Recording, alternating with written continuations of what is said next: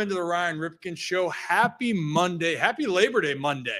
And I know it's a holiday, but we're here because this is our scheduled programming. Sports don't quit.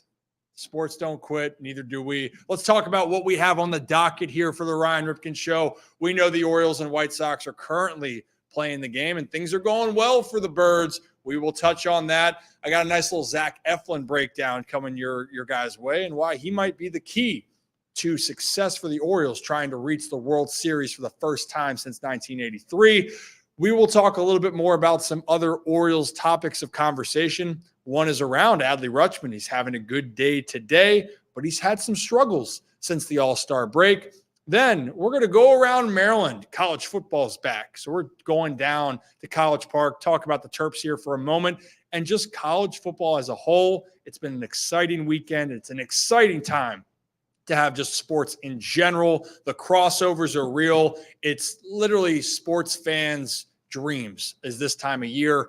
We're going to get into Ravens. We're going to preview what we have coming up here for our Ravens coverage. There's a couple highlights that we want to share with you. And one of those being Nick Moore, long snapper, Pro Bowl 2024. He is going to join us to talk about this upcoming week, but he's also going to talk to us about his involvement with the Ryan Ripken Show for the season. And then we have maybe some things to talk about. It's fantasy football season, and it's also football season as well. We're going to have a couple of our best bets or best predictions for who we really like this year. So before we get fully into it, Brad, this is the first time we've had a full house. Yeah. First time we've had Kevin Ostreicher back in the studio. Kevin, what do you think of the spot? Man, it's cool. I want. That's it? That's all we got from that. I want to run around on the Skycam. I really want to run around the studio on the Skycam. Well, we can. Like, I really, really want to do it. Well, not right now. Later, towards the end of the show. I'll resist. You'll resist. And also because I feel 5 pounds lighter because of my head. I finally Congrats on the haircut. Hey, congrats on the haircut, Kevin. Really good. Big moment for me. And this is the inaugural Kevin Ostreicher desk. You see, we got a metal crab holding one of the footballs, maybe the football that famously hit Rocco DeSangro in the head. So we'll continue adding because I do like stuff. But I'm glad you like stuff. You got a long way to go with Rocco and Kevin over here. Fellas, how we doing? Rocco and Kevin. What is this Rocco and Zach. What? Our table does look so cool. Rocco and Zach. Our table is so much cooler than yours, Kevin. So much cooler. This is only the beginning. I upgraded. I was there. I was you last show, and now I'm here. Well, you kept my seat warm. So much better. This is like a Thanksgiving dinner right now, and you're at the kids' table, and we're at the adult table. We graduated, Kevin. You didn't. We got a lot of kids in here, Brad. And if they look at your desk, you got all the shit over on top of there. You can't see it, but I have literally. You have everything. The whole show is on. The whole show is on your table, Brad. How are we feeling today? Feeling good. I was actually looking. So the O's have you started playing the White Sox in this series, and I tell you what. You look at their record, they're 31 and a lot. And so I was just looking at they've only won 31 games. There's less than 30 games to go in the season. And I was just looking to see how they ranked amongst the worst teams in MLB history in the modern era. So since 1901, they're still actually technically worse than the worst team in Major League history. So the 1916 Philadelphia Athletics were 36 and 117. So Chicago's got to win 5 more games for that. And then Boston Braves are the second worst of all time, 38 and 115. So this is before the 162 game season. So pretty historic what the White Sox are doing, and not in a good way. No, it's not good. It's not good for Chicago. If you're an Orioles fan, you feel like you got to take advantage of it. And right now, the Birds are eating here, especially later on. They were down 2-0 early. They've kept it going. What are we doing? Manuel Rivera, baby. Is that triple? Get on your high horse, baby. Well, there we go. The Orioles are doing well. I'm sure we're going to find someone to complain for how Corbin Burnes pitched. He only gave up 1 earned run in 5 innings pitched. Seems like he's had back-to-back solid starts in my book, in my opinion. And Gavin Sheets in the Chicago White Sox improved his average against the Orioles to about 700. I'm not kidding, by the way. Gavin, as everyone knows, who's watched this show for a while, he's a friend of the program. And he's a Baltimore guy, and I'll tell you what, he loves facing the American League East, specifically the Baltimore Orioles. 2 for 3 on the day for the White Sox. So I like my guy doing well. But if the Orioles win, that's great too. Guys, I think everyone was really happy that the Orioles got the series win in Colorado. But I think everyone was more happy that Zack Eflin came back. Yes. And not just came back, dominated. I mean, shirts and pants, guys. Is he the best pitcher in the world right now? At this point in time, it's hard to debate it. Have we seen a better pitcher than Zack Eflin ever? It's a debate. But I'll tell you what, the success that he's had, the confidence he has brought to Baltimore, and quite frankly, he has now supplanted himself as being a key that could help this Baltimore Orioles team go to a place that they haven't gone in 41 years. That is back to the World Series. So, Brad, am I already mic'd up? Let me see what's happening here. I got to turn this thing I back got to turn on. you on. Yeah, I got to turn this back on myself. Whoa. Turn it up. Turn it up. Turn it up. Turn it up. Hands up, Kevin. Got to Don't go. you Hands know up, Kevin. pump it up. You got to Gotta pump it up. Don't you know? Pump it up. You got to pump it up. Let you It's go. electric. All right. That was fun. Do you know who Electric. sings that? The pump it up guy. You got to pump it up. Can I go, Brad? Yeah. Let's do it. We're going. Oh, it's down my neck and my back. Oh, Don't finish that one. Yeah, I was just going to say. I Kevin, don't who know. sings that one?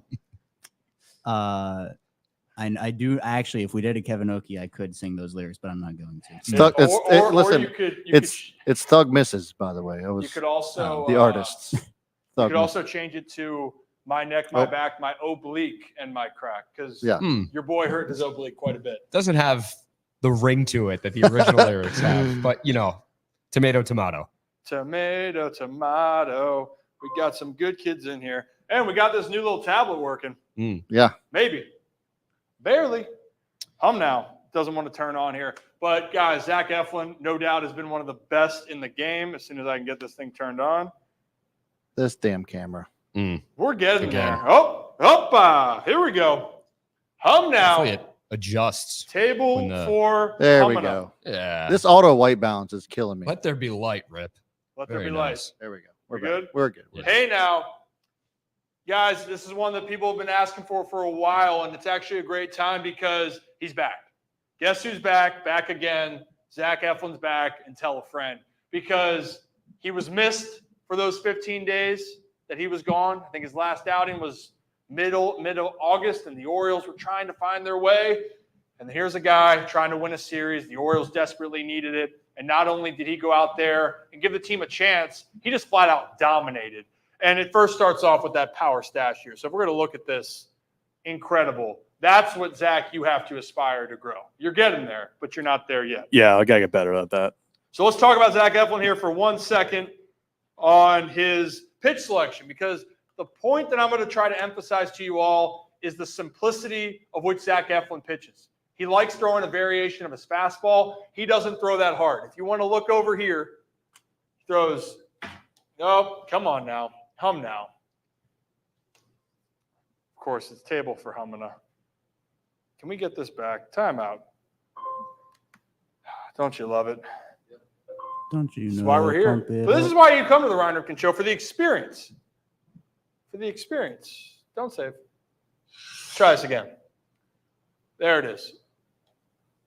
Let's go. 92 miles an hour. That's as hard as Zack Eflin's going to throw the baseball, right? But you're going to see also next to it, 30% he's throwing sinkers, 27% he's throwing his cutter, and then 10% his four-seam fastball down here. And so if you do the math there, I'll do it for you. That's 67% of the time he's throwing some variation of a heater. And then he likes to throw his curveball under 20% of the time. And this changeup's all the way down here at 4%, sweeper at 9%. Clearly a guy that likes to just throw his fastball. But the thing I want to talk about is being simple-minded. He wants to be technical with his approach and also very good at locating. So let's keep moving, shall we? So you're looking at that graph. And so essentially, what I was getting back to here, hold on. There we go. So over the last year, you're really looking at it. His top pitch he wants to throw is that sinker. The cutter use has drastically increased for him. He likes to throw that slider sometimes here, four-seamers down below, but that changeup all the way at the bottom, four-seamer right there, curveball. But this is what makes Zack Eflin so good. You know what I love? Let's just start this off with the game. How about just throwing a first pitch strike to open up the game for the Baltimore Orioles. And you're going to see the location here that he's going to have, actually. He's going to throw a sinker in and say, hey, I know you're looking to swing early. Leadoff guy. Try to hit this. Great location from Zack Eflin. And this is how you start off getting back from the IL. So that first pitch there, now he's going to throw a cutter away. Fouled off. 0-2, just to start like that. And then he's going to go, you know what? You've had some decent swings at my fastball. I know I throw it a lot. How about I give you a little sweeper Johnson here? It's going to go right across, and you're going to see it finish down there. And you can see McCann's lining up, and it's just going to be a well-located pitch. See ya. Good morning, good afternoon, good night.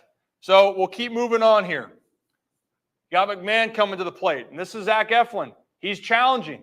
He's saying, I'm going to locate my pitch. I'm going to make you try to hit it. He's going to get ahead here with throwing just a sinker away. And watch this location here.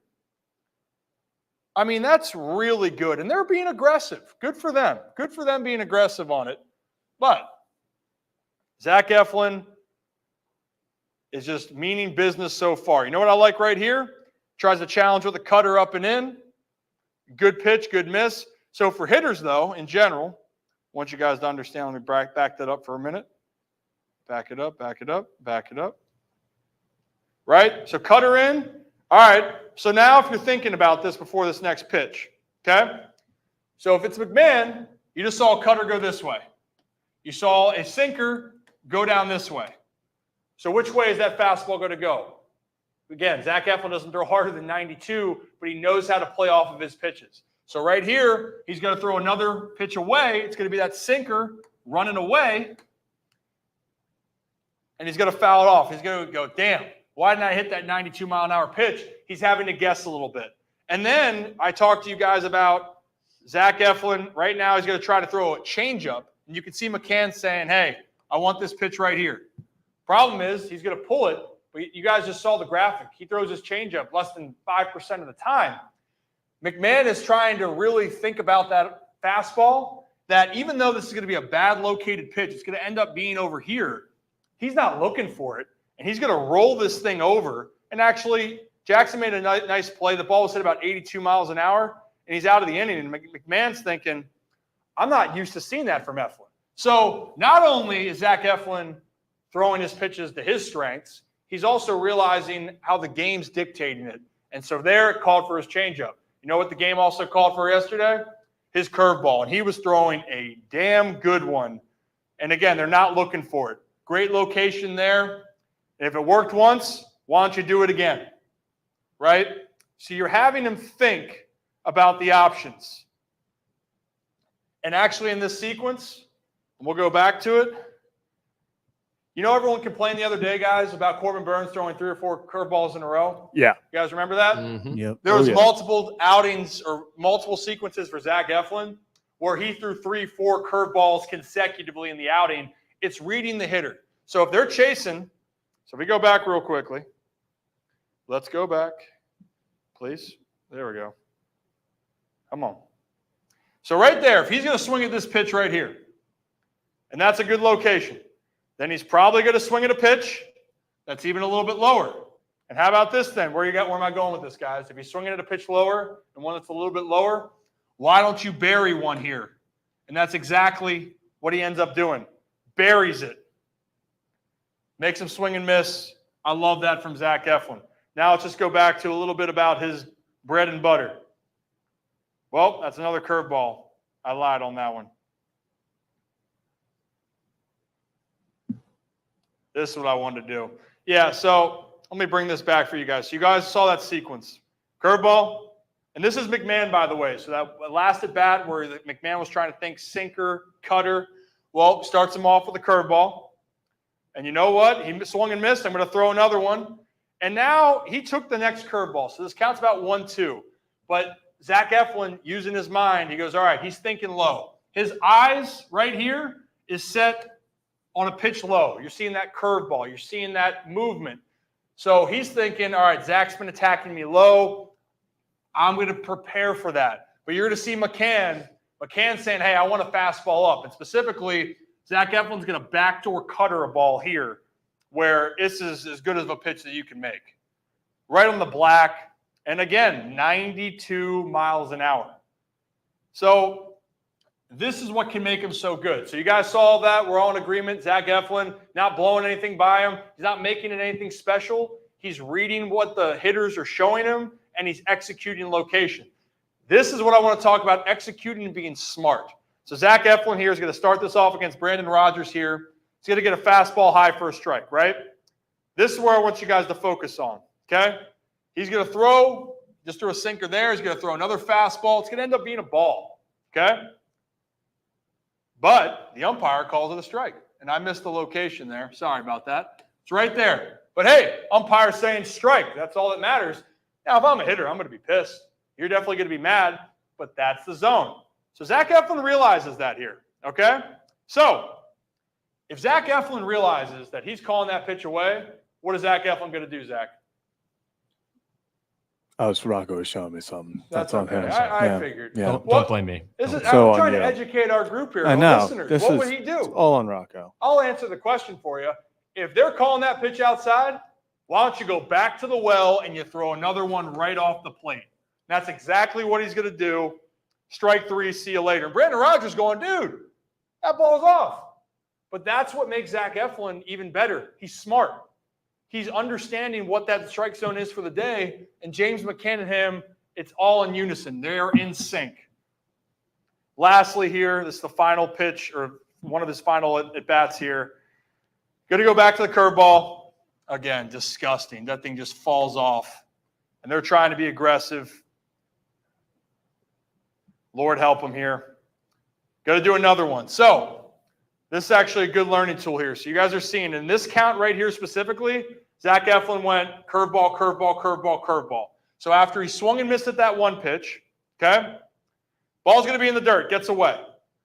But the thought again is, all right, everything's low. I'm thinking soft. Zach just threw me 4 in a row. You're making them think a lot. So how do you change someone's vision? Anyone want to guess? If you go low, where do you think? If they're thinking low, where do you go? High. High. So right there, you just threw a couple balls in the dirt, all that, and all of a sudden, let's go up the ladder here, and let's have a little bit of movement on this. He's going to throw a beautifully located cutter at the top part of this zone, and he's going to have no chance. And I actually got to show that again because that movement was just naughty. Just for my own sake. If I can get my finger back on it. Yep. So again, watch this thing go. Starting off right here. And he's thinking, okay, it's probably going to be right here maybe. And that ball just keeps going. Just keeps on going. See ya. So the thing I want to bring up was Zack Eflin. And this is what makes him so good. And this is, if I can figure out how to get this back. Heel. Unbelievable mustache. That's going to take you a long way. But Zack Eflin, if he pitches like this, it's reminding everyone out there, you don't have to throw 99, 90, or 100 to be successful. All you got to do is understand how you want to pitch. Zack Eflin throws 67% of his pitches are fastball variations. But then he understands what the hitters are showing him, and he'll mix it in. And when his curveball's on, that even makes it harder for hitters to try to have success off him. And he doesn't walk guys. You can throw 92, 93 if you can locate, and Zack Eflin can locate with the best of him. And if Zack Eflin can do this, if he continues to do this, he can be a very, very big piece. I know all the Orioles have had a ton of injury guys, but if Corbin Burnes rounds into form, which we are seeing, and Albert Suarez can pitch like he can, Zack Eflin, no doubt, can be the Jordan Montgomery of last year, but even better. He's right now pitching, in my mind, some of his best ball of his career.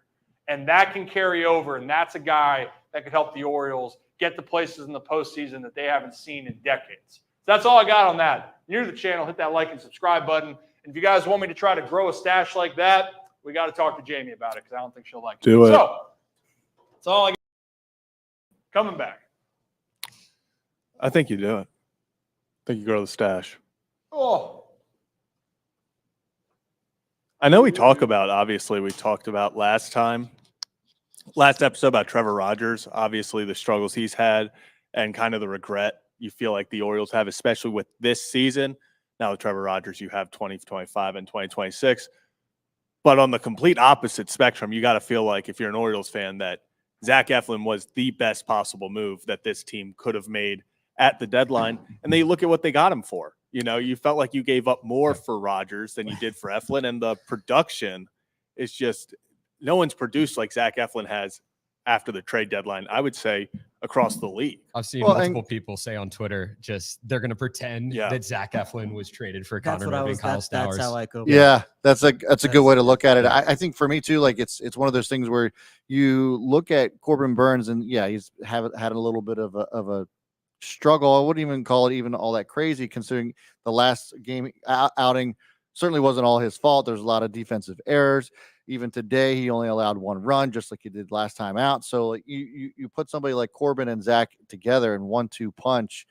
You go up 2-0 in a series, in a World Series or an ALCS, something like that. I mean, that is a huge difference maker when it comes to going up against teams in the playoffs. And so I think this is going to be, I think Zack Eflin could be a huge factor, if not maybe the factor as to why the Orioles have a shot at going to the World Series this year. Yeah, I know. Absolutely. I mean, that was the point. And I saw someone else say team control.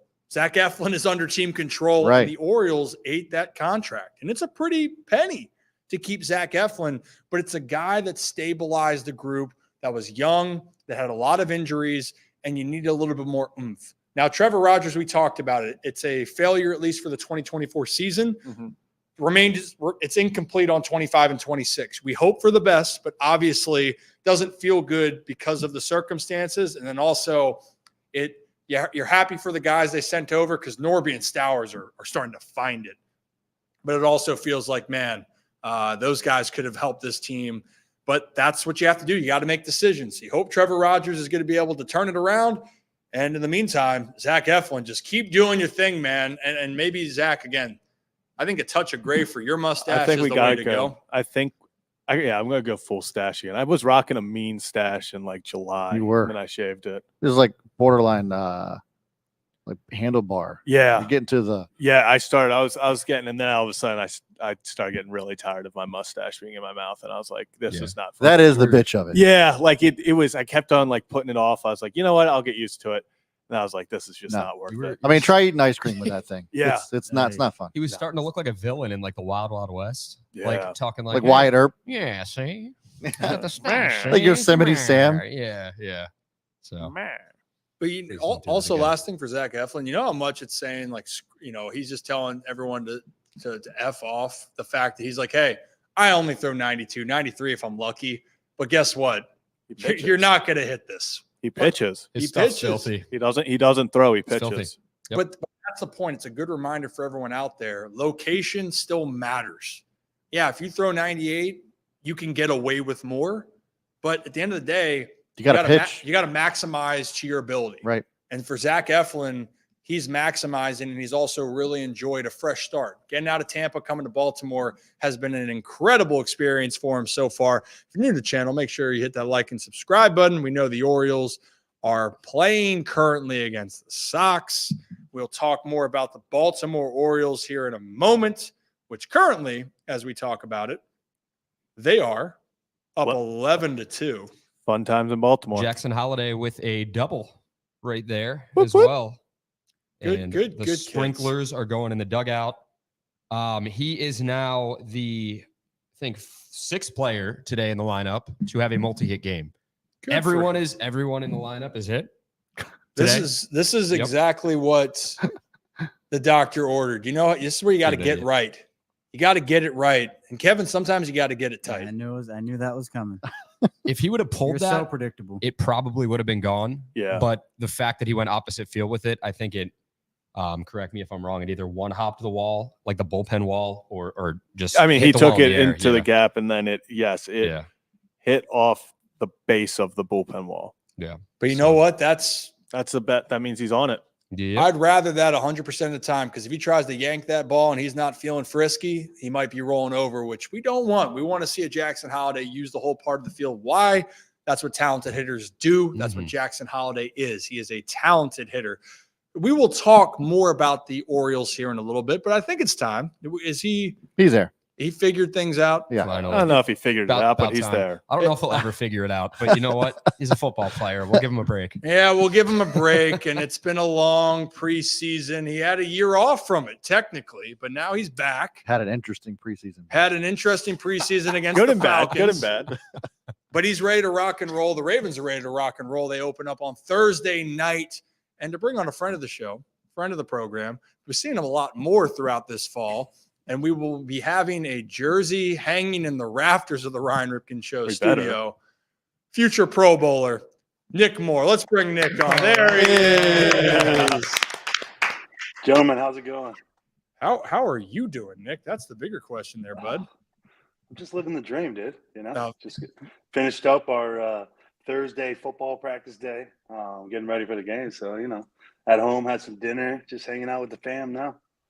Well, great. Well, you know what? Obviously, you cleared all your protocols to be ready to go. I know you've been excited and ecstatic. I think some people are still waiting on the Oklahoma drill. Yeah. Kevin called you out. Crew test. When did it roll out? Oh, now you're not going to talk about it. Wow. Pretend like you did it. Cricket's going on now. Okay. Wow. Yeah, there it is, Kevin. I'm getting slandered right now. This is unbelievable. I mean, he did say he wanted all the smoke, Nick, but No, I said I want to do the conditioning test. No, you don't. Nick, Yeah, you do. No, you don't. Nick, look at how sad Kevin's desk is compared to ours. Yeah, look He at just my that. talked about first it right day now. in What's here. going on there, dude? It's one thing. It's my first day in here, Nick. I'm gonna add more. What This even just- is that? What is that? It's a metal crab holding a mini football. The mini football rip Because bounced it's off my Maryland, head. you got to embrace the Maryland.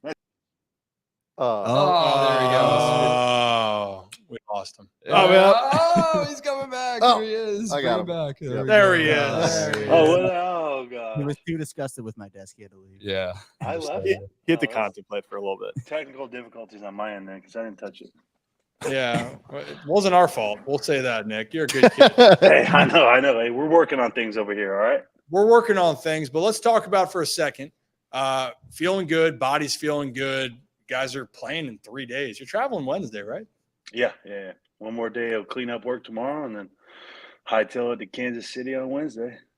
Cool. I mean, there's not a whole lot to talk about. I mean, it's game one. I know it's the rematch and all of that and the AFC Championship game, but really for you guys, a fresh start to the season. I think there's just a lot of good energy obviously going on. Would you agree with that? It seems like guys are locked and loaded for a 2024 campaign. Yeah, I think you hit the nail on the head there. I think guys are excited. I think there's a lot of energy going on in the locker room right now. I think everybody's ready to go. They're kind of, coming out of their shoes a little bit, got ants in their pants, ready to play. So we're excited for the opportunity to get another. I don't know if you want to call it a rematch, but another chance to get after the Chiefs, and hopefully we can send a message to start the season off right. So we're excited for the opportunity. Yeah, 1-0 would sound great. I'll say that. Yep. It Regardless of who it is, on the road, prime time, at Mhm. Kansas City. My sister tried to convince me to go out for the game, and I feel like I'm letting her down because we're starting things up here for our pregame coverage. But there will be more times. So you guys got to do the dirty work. But Nick, I mean, I think just talk a little bit, tell our audience a little bit. What we're excited about with you is we might be seeing you post game during the week. Is that right? Are you going to be getting down here? Yeah, that's the plan. Try to get in at least once a week, post and pre for the next game. Kind of talk through some of the things that happened, some of the things that we're looking forward to for the next week, and just kind of keeping the conversation open throughout the season. So I'm definitely excited for that. Hell yeah. I haven't even told you the other stuff that we actually are building up here.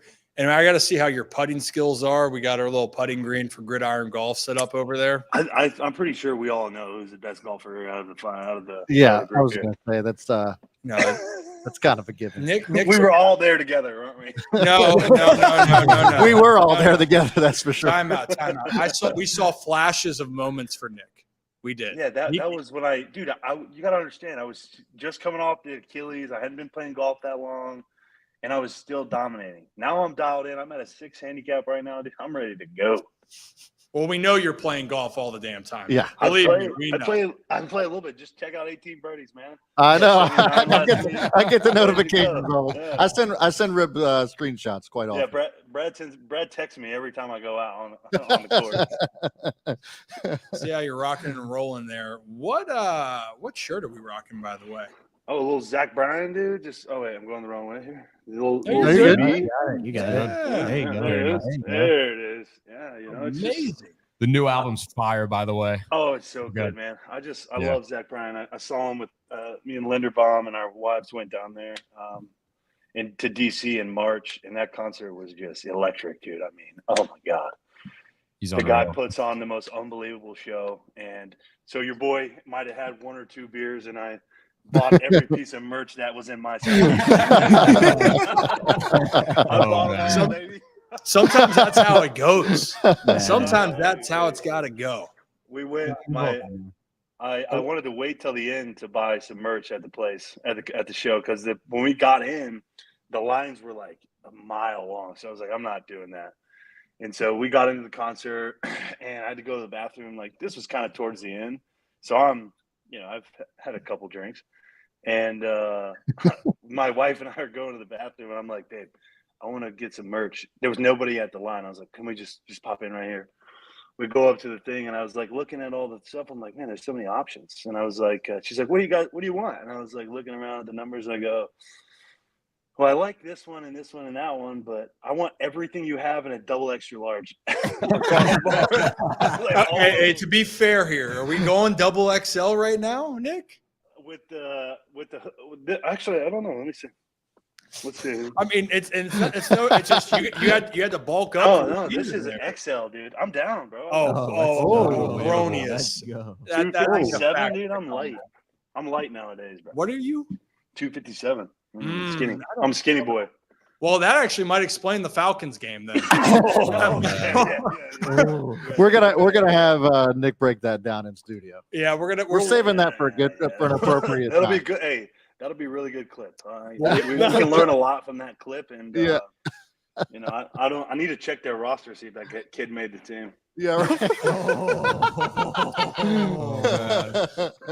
That's going to be the moment there, Nick. We're excited for all that, man. The studio's been ramped up. How are you at pool? I'm more of a ping pong guy myself, but I'll shoot some billiards. I've been known to dabble. So he's not very good. That makes sense. No, I'm not the best. Okay. Well, we'll make sure we'll get it down there. I'm excited for it, Nick. It should be a great Thursday night. Obviously, I know you've been amped up. And on that thing, for a personal note for you, now we're joking around, but this is something you had to sit and wait for a year. You know, you had to sit and wait. And even though the Ravens had a great run last year, I know that was hard because you wanted to be a part of it. So what does it mean right now to be back in the mix of it? Especially, you guys got a lot of the same team intact. Obviously, lost some key pieces and lost some coaches that, Mike McDonald going out west, Zach Orr taking over, guys that you're going to see how it's going to mesh. But for you, you get to just be with the boys. I mean, I know you've circled this for a while just for a personal reason. I feel like a kid on your first day of your senior year in high school. I'm just like, I'm so excited. It's been I haven't played in an NFL game since January 15th, 2023. So we're almost what is that? A year and 9 months, so 17 months, 17 months ago or something like that, give or take. And that was terrible math, by the way. That's 21 months, but 596 days to be exact. Okay. So, all right, 596. Who's keeping tallies? But I'm really excited. I know I've said that a lot on the pod so far, but there's a buzz around the locker room. Guys are eager to play. They're eager to practice. Practices are going. We're flying around at practice. We haven't got to see the whole team play yet. There's been pieces of guys that played here and there in the preseason, and obviously I get to work with Justin and Jordan every game we've been playing. So that's been picked up basically right where we left off, and we have a really good chemistry between the three of us. So I think where we're at, I think we're right where we were, back in January of 23. So that I feel really good about that. But with the team, you don't appreciate. Not that I didn't appreciate it before, because I definitely did, and I love For sure playing in the NFL. But it's like I'd never been hurt before, so I'd never really dealt with watching it from afar. So, it took a long time for me to kind of get over that and kind of just, be okay with the situation I was in last year. But now that I'm here and we're 72 hours away from game time, like I couldn't be happier. I couldn't be more excited. Like I think I'm more excited for this than I was for my first NFL game. And because it's a different, like my first, your first game, you're anxious, you don't know what to expect. You're just like, and my game was on Wednesday with no fans during COVID, so I had nothing, I didn't know anything, and now it's like I already know what's coming, and now it's just like my wife asked me at dinner, like, how do you feel? Like, are you ready to go? And I'm like, I just want to play the first play right now so bad so that I can get over that. Like, there's definitely anxiety, there's definitely stress, there's definitely all the emotions that you feel, but it's like just get one play in, and it's like boom, we're back. And for me, that's kind of where my head's at right now. Just I'm really looking forward to that first play, whether it's a punt or a field goal. And I'm just like, I cannot wait for that to happen. So it's gonna be a hell of a time, that's for sure. I hope it's an extra point. Yeah. I do too. Okay, Nick Moore, not a lot of faith in the offense. We know that. He's like, it's probably gonna be a punt, maybe a field goal if we're close enough. But no, I would. Hey, if we go out, I would love to kick. I would love nothing more than to kick a PAT on my first play in 2024. So yeah, do it. Hell yeah. Yeah. So, I mean, Zach's half. He's half, but not really. After Derrick Henry rushing touchdown specifically. Yeah, actually, I was gonna bring that up. So, Nick, good to see you again, my man. I wanted to just ask too, like, you've seen it firsthand. There's a lot of beef that's going to be going down on that goal line with Ricard and now Derrick Henry. I mean, obviously you've seen him firsthand, so just kind of want to get your thoughts and first impressions on like what Derrick Henry has been doing and what you're looking forward to in the offense in general, and then obviously with that big addition. What your initial thoughts are on that? I cannot wait for our first play on offense to be just power I formation, old school, downhill, give the ball to 22. Everyone in the world knows it's going to 22. 42 leads up, just lays out the linebacker. Derrick cuts one off for like 35 or 40 yards. That would be amazing. Elite. Derrick, it's in practice, like it's hard to really get a gauge because like they blow the whistle. Guys aren't really, no one's tackling to the ground. So like, guys will come up and they'll blow the whistle on Derrick in the open field. And I'm like, it be a Tucker just like, I don't think that guy's making that tackle one-on-one open field with Derrick Henry. So I'm not sure the play's dead yet, but I'm excited to watch it, man. Obviously he's one of the best backs in the league. He's gonna be a superstar for us. I'm excited to watch him play. I played against him in college one time, and he dominated us. He's never been on my team here, in the NFL. So now I'm excited for him to be wearing the same color jersey as me and scoring touchdowns. Yeah, to be fair, I think he's dominated about almost everybody he's faced at one point. And I can say wholeheartedly, Nick, if it was one-on-one Oklahoma drill, I got my money on Derrick if it's you and him. No offense. Oh. I'd probably put my money on him too. So he's a beast. That guy's humongous. Okay, I don't know if you've seen him up close, but that guy is a monster, and I cannot wait to see it in action. And that's the thing. He doesn't look like he's a back. Everyone's talking about age. Age is truly a number with that dude. That guy, he's going to be fine. All right. I think he's going to be fine. Who's also going to be fine? Besides the Orioles are fine, by the way, guys. Love saying that. But Derrick Henry's fine. Derrick Henry's fine. Lamar Jackson's fine too, by the way, Nick. I love the fact that he just been doing more. I think he had an interview recently with the Ravens Lounge. Yeah. Just vocal. Like he's being more vocal, and you probably see it all the time. Looks like he's just comfortable. He's locked in. I don't know why. We've talked about it, Nick, extensively, like why he gets so much hate. I don't get it. I don't think it's fair. But you guys seen him. Lamar looks ready. He looks excited, but he definitely seems to be embracing more of like a vocal part of the team now, of being, hey, like, we already know the talent, but he's already stepping up and wanting to do more for the team. Is that a fair thing to say? I think it is. I think the first day of training camp, it was evident that he was going to make a change. and he was going to be that vocal leader for the team. And I think he, at quarterback, I feel like that is kind of comes with the territory, but not everybody is built that way. And, Lamar got a lot of criticism over the years for that. And I think now he just taken on that. Like he's taken that to heart. And now he's really, really trying to make an effort and do the things that he is required of him as the starting quarterback for the Baltimore Ravens. And he's showing it every day. He's stepping up. He's there one of the first guys in the building, one of the last guys to leave, asking guys to meet, doing all the stuff that you're supposed to do, and all the stuff that Brady and Peyton and all those guys did for so many years. I think he's really stepping into that role. And Tuck and I were talking about it today at lunch. It's I don't know why we're the bad guys, but that's okay. That's fine with us. I think Baltimore has that chip on their shoulder. We've kind of always been that way, even back into the Ray Lewis days with Sis and all those guys. Like, for some reason, the media it is what it is, and we're okay with that. And I think we've done a good job of handling that, and I think we're ready to continue to take that on with a badge of honor and get after these guys on Thursday night. Yeah, I love that. I love everything you said. First off, if you're a Baltimore Ravens fan, like, there's a lot of pride for rooting for the Baltimore Ravens. There's a lot of pride you have for being a Baltimore Raven, and this community, the players, the organization, it is so embraced in this area, and everyone is hoping for you guys to get back to the Super Bowl, win a Super Bowl. And for a guy like Lamar Jackson, I just love for you to say it. We all know that. The people in Baltimore understand what he's all about. But it's for the other people out there.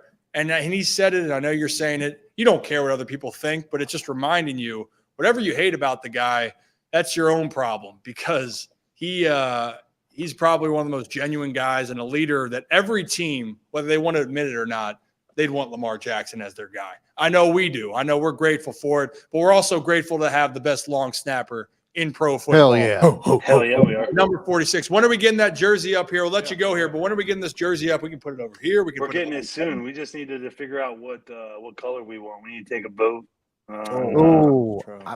Purple, white, or black. That is a tough decision. Thinking black. Yep. White or black? Black jersey goes so We hard. can make any of them work. Black, it goes hard. It also makes me look the slimmest, so I'm pro black.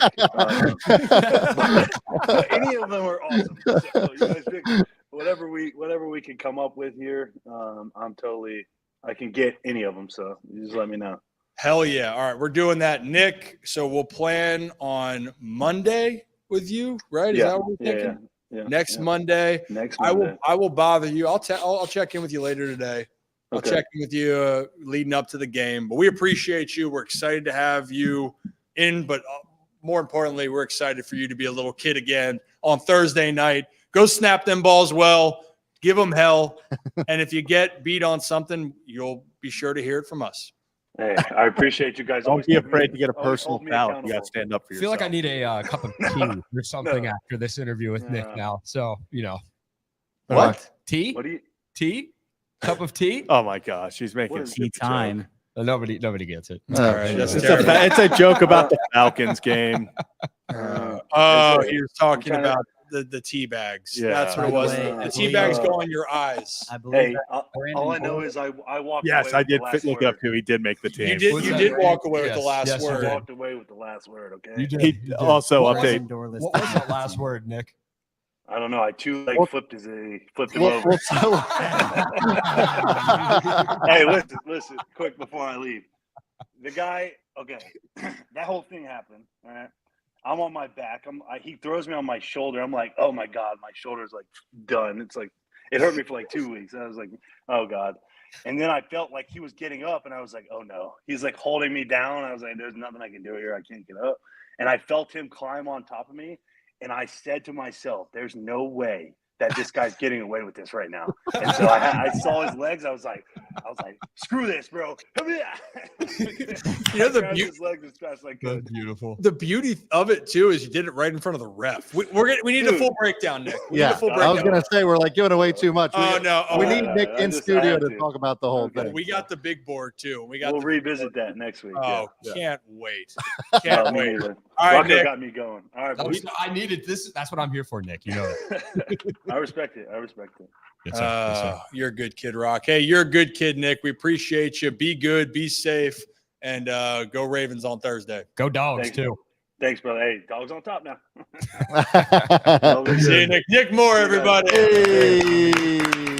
And speaking of good kid Cedric Mullins, 2-run bomb. Have yourself- A friend of Nick Moore, friend of the Ryan Ripken show. There's an aroma in the air, Rip. Yeah. Where's those What could that socks? be? Get those socks, baby. Where's those socks? Yeah. So fun fact: Nick Moore and Cedric Mullins went to high school together. They did. So for those that have just tuned in, hit that like and subscribe button. I saw earlier we had Chris Evans, I think was on YouTube, a new listener or watcher. He says he loves the stuff. He's a Cleveland fan. I don't know if that was Guardians or Browns, but Chris, we appreciate you joining. Well, probably both. He might be both. Both is fine. But what we appreciate is you tuning in. We just talked a little Ravens with Nick Moore. He's getting ready for the Thursday night game. He's going to be doing work with us after every game on Mondays. Yeah, big announcement. And he is a fun guy. And we also have another segment that we're going to have with another actually person involved with the Ravens, former Raven. And we'll save that. But Kevin, I think we're going to have a lot of fun with that. Give a lot of fans perspective on the game that you might not always get to see. And one of those days that we do it, because we're doing it multiple days, is letting the fans hear about what they want to talk about and visually talk about those issues. So he might, have something to do with missiles. Just throwing that out there. He might. He also might know a thing or two about winning the Super Bowl. Yep. Might know a thing or two about playing the wide receiver position. I don't know. We'll see what happens. But we're gonna have a great time here. And again, if you hit that like and subscribe button, Ryan Ripken Show, we're doing this. We're a little bit out of sync as far as because of we wanted to get Nick Moore on. My breakdown was going a little bit longer. But we're having fun, guys. This is a fun time of the year. It is September 2nd when we're doing this show at the moment. The Baltimore Orioles have 27 days left in the regular season, just like the rest of Major League Baseball. And truly, it comes down to this final month. Can Baltimore be one game better than New York to win the American League East? And even if they do or don't, how are you playing in October? Playoff baseball, guys, is right around the corner. Right around the corner. It really is, Rip. And the Orioles, they're looking good in this game. It's 13-3. Don't want to jinx anything. So not going to say anything else until the final out happens. You need 27 of them in baseball. What inning are they? They're in bottom of the eighth right now. So things are looking good. On top of that, so they entered the day a half game back of the Yankees. Correct me if I'm wrong. The Yankees have the Rangers tonight. Yes. They're on the road. Yankees have a really solid road record, but they've lost their last two games. The Rangers have won their last two games. So all eyes, I'm assuming, in Birdland will be on that matchup tonight because the Yankees lose. If this stands as it is right now, Zach's got it up. We got a tie again for first place. And here's the thing, and I'm talking to the crowd here. I'm talking to our listeners here. They would take the lead. Yeah, they'd be a half game I'm ahead. terrible with math. They'd be a half game ahead. I'm sorry. Okay. Yeah, continue. I know. Math is definitely not learned up in the Philadelphia region. No. However, Pennsbury High School. I know a lot of people in general, Brad, Kevin, Zach, Rocco, like to look at it and go, hey, you guys are too much of homers. You're not telling it as it is. Well, how about this for how it is? If the Orioles are one game better than the New York Yankees, they win the American League East, despite every injury that Baltimore has had. And they've had more injuries than you can count for one season, 2 seasons. Hell, could feel like it could be over a span of 5 years. That's how bad it's been for Baltimore. But guess what? Here's the reality. Teams don't care. And a lot of teams would fold. That's a reality. You ever been in the locker room where you have a lot of injuries and you feel like you can't overcome it? Talk with Buck Showalter about that. You sit there and you go, damn, is it just not our year? And we've seen it on Twitter. I think I see it every other day. Well, we have too many injuries. Ryan, this isn't it. This team's terrible. Well, guess what? If Zack Eflin pitches the way he can win you a game in the postseason. Corbin Burnes rounds into form, he can win you another game. Grayson Rodriguez gets healthy, he can win you a game. Albert Suarez can win you a game. The bullpen recently, the last week or two, really solid. Really solid. I understand with Craig Kimbrell, and quite frankly, his role is probably continued to diminish. That's the reality of it. but those other guys are stepping up. Perez seems to have settled in. Cano is settling in. And Dominguez, hey, he's giving up some homers. He's making guys earn it. He's finding a way for the most part here. Baltimore is going to have a chance right now to make a run in the postseason, and then we're going to have to see what happens. But that's a fact. That's not me saying it. Can Baltimore be better than New York to win the AL East? Run the playoffs through Baltimore yet again, run it back, better result? Everything's there. So that's what I want to get over to the fans. And if the Orioles can take care of business against the White Sox. Taking care of business every day. I've been singing that. That's why I've been bobbing my head for the past 3 minutes. That's what I've been that's just over and over in my head right now, watching the Oriole game. Taking care of business every day. I know we talked a lot so far. We had some football, and no way that Kevin's heard that song. I like, though, the Pump It Up, though. That might be a new segment for us. It was on You got to pump it up. Don't you know? Pump it up. You got to pump it up. You're going too fast, Pump Rocco. it up. Rocco, You got to pump it up. Don't you know? It's Kevin. Oh, you haven't heard that song, Yes, have I you? have. I don't know who it's by, but I know it has the beat to it. What did that prove? That It's I know got that the beat, and I wasn't going. Name That's that song. That was not Pump what I it was up. thinking. That was good. Sometimes Kevin says stuff that it's good. I have no idea what the fuck just happened.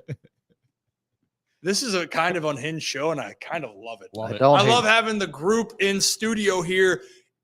I know we should move on, but do we just want to talk quickly about Adley Rutschman? Yeah. Is that worth Mhm. the conversation? Yes. He's had a good day today. But overall, question that has been asked around Birdland is what is wrong with Adley? Because in the second half, it has been a really big struggle, actually specifically since the All-Star break.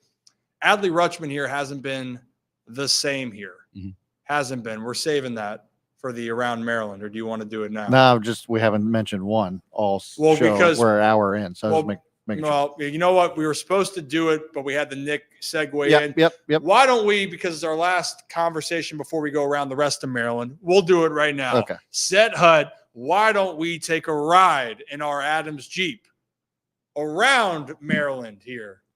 We'll ride the Adams Jeep. You can stick shift it if you want. Do you know how to drive a stick, Kevin? Oh, Does anybody know how to drive a stick? no. Go. No, you don't. You don't just pull it in and just leave it. No, not that either. Okay, Kevin is not driving any stick shift cars. So we heard that's a rule. Do you know how to drive a stick shift, Rip? No, I used to. I would. I say haven't that's done it in a while. I would probably have to go through a tutorial again. It's like riding a bike. If It's- you know yeah. how to do it, you know how to, It's one of going into one gear to another, and you can't build it.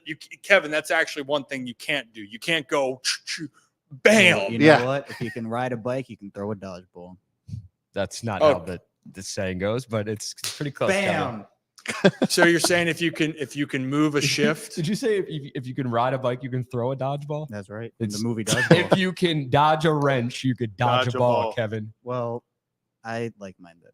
our I kind of friends do too. at Adams Jeep of Maryland up in Aberdeen, right down the road from the Aberdeen Ironbirds. Look, they've been one of our OG sponsors. They've helped us continue to grow here. We love them, appreciate them, have so much in store with them. They got some cool things that are brewing up there that we will talk to you about soon. But obviously, the one deal that they continue to have is one of the Ryan Ripken Show favorites. You go buy a used vehicle up there at Adams Jeep of Maryland and Aberdeen, and you say, hey, Chuck or Matt, I love the Ryan Ripken Show, but Rocco sucks. Oops. Or you say, I don't like Rocco. Why do you have Rocco? Anything related to the Ryan Ripken Show and not liking Rocco, they're going to give you a gas card up to $1,000. That's insane. $1,000 in gas. And all That's you a got lot to of do, gas. and all you got to do is say, Rocco sucks. Rocco sucks. A big one. don't say maybe. Well, Matt, they would actually. Chuck would like that. appreciate They would that. appreciate that. But Adams Jeep of Maryland, that's one of our OGs. We appreciate them as always. Let's get back into this Adley Rutschman conversation. All right, fellas. The question that has been brewing is that Adley Rutschman, what is going on? What has happened? Because offensively, the numbers are down since the All-Star break. Adley had a really rough month of July, hitting 132 for the entire month. He's a guy that you can see his numbers have declined. It hasn't seemed himself. He was a guy that you felt like could count on in big situations. Even his home run totals significantly down over that time. Now, there's always more to the conversation. But Rocco, why don't we dive a little bit closer into some of those stats, and then we can talk about what it could mean.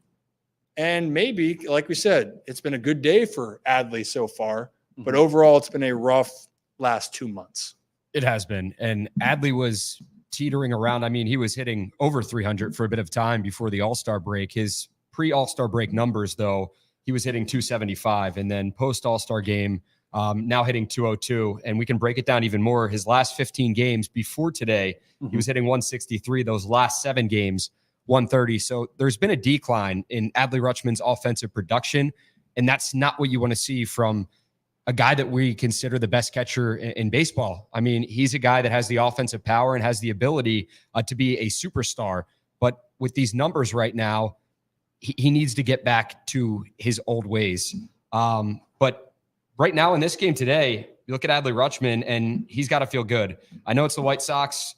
Don't want to knock Gavin Sheets. We love the guy, friend of the program, but he's not pitching for the White Sox. He's not. You're absolutely right. He did his job. The Orioles put up 13 on the White Sox today. Adley Rutschman was one of 6 players, I believe, to have a multi-hit game. So he went 2 for 5 with a run. He had an RBI, and it's got to feel good for him, honestly. Anytime you can get a 2-hit game at this point in the season, got to feel good regardless of who it's against, especially with the struggles. And honestly, another part here when we're talking about with Adley, look, I think is because of the struggles. And when you look at Adley of being that guy that changed the kind of the feel of the Baltimore Orioles, you can go back and look to 2022 when he was called up.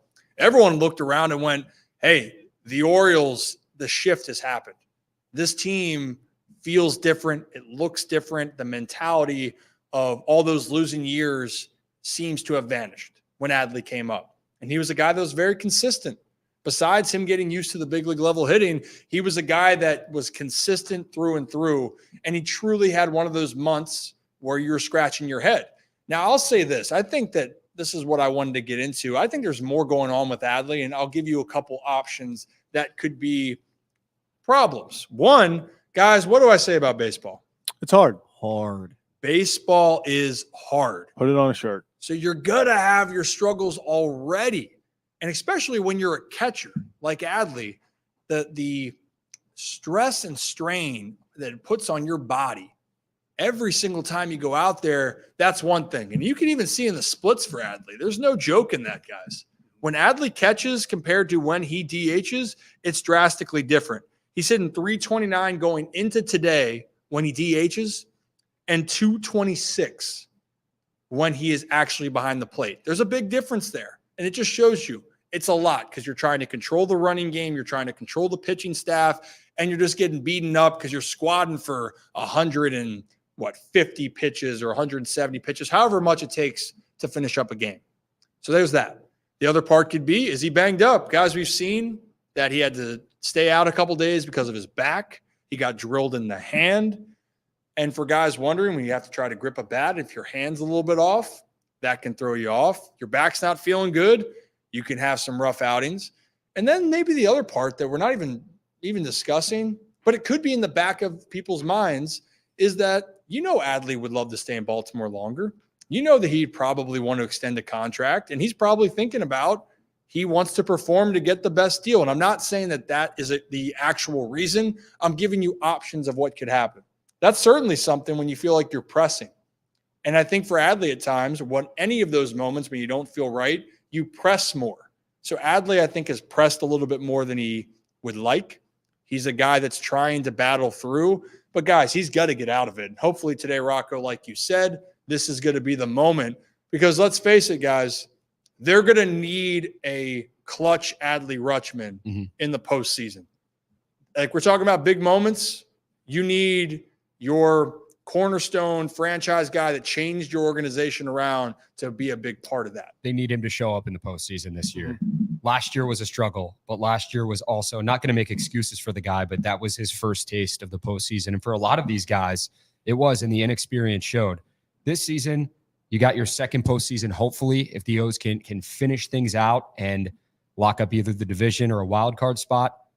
Adley Rutschman needs to show up. He knows that. The fan base knows it, and that's what they expect from their former number 1 overall pick. And also, I'm seeing some people talk about the John Boy breakdown. Was that him talking about framing pitches in comparison to Alvarez? Yeah, and Yeah, actually, it was, yeah. so this is funny because we talked about this earlier with right before James McCann came on. So this was months ago, and it was after, was it William or Wilson Contreras who had his arm broken by the bat catching? It was the one on the Cardinals. Is that William?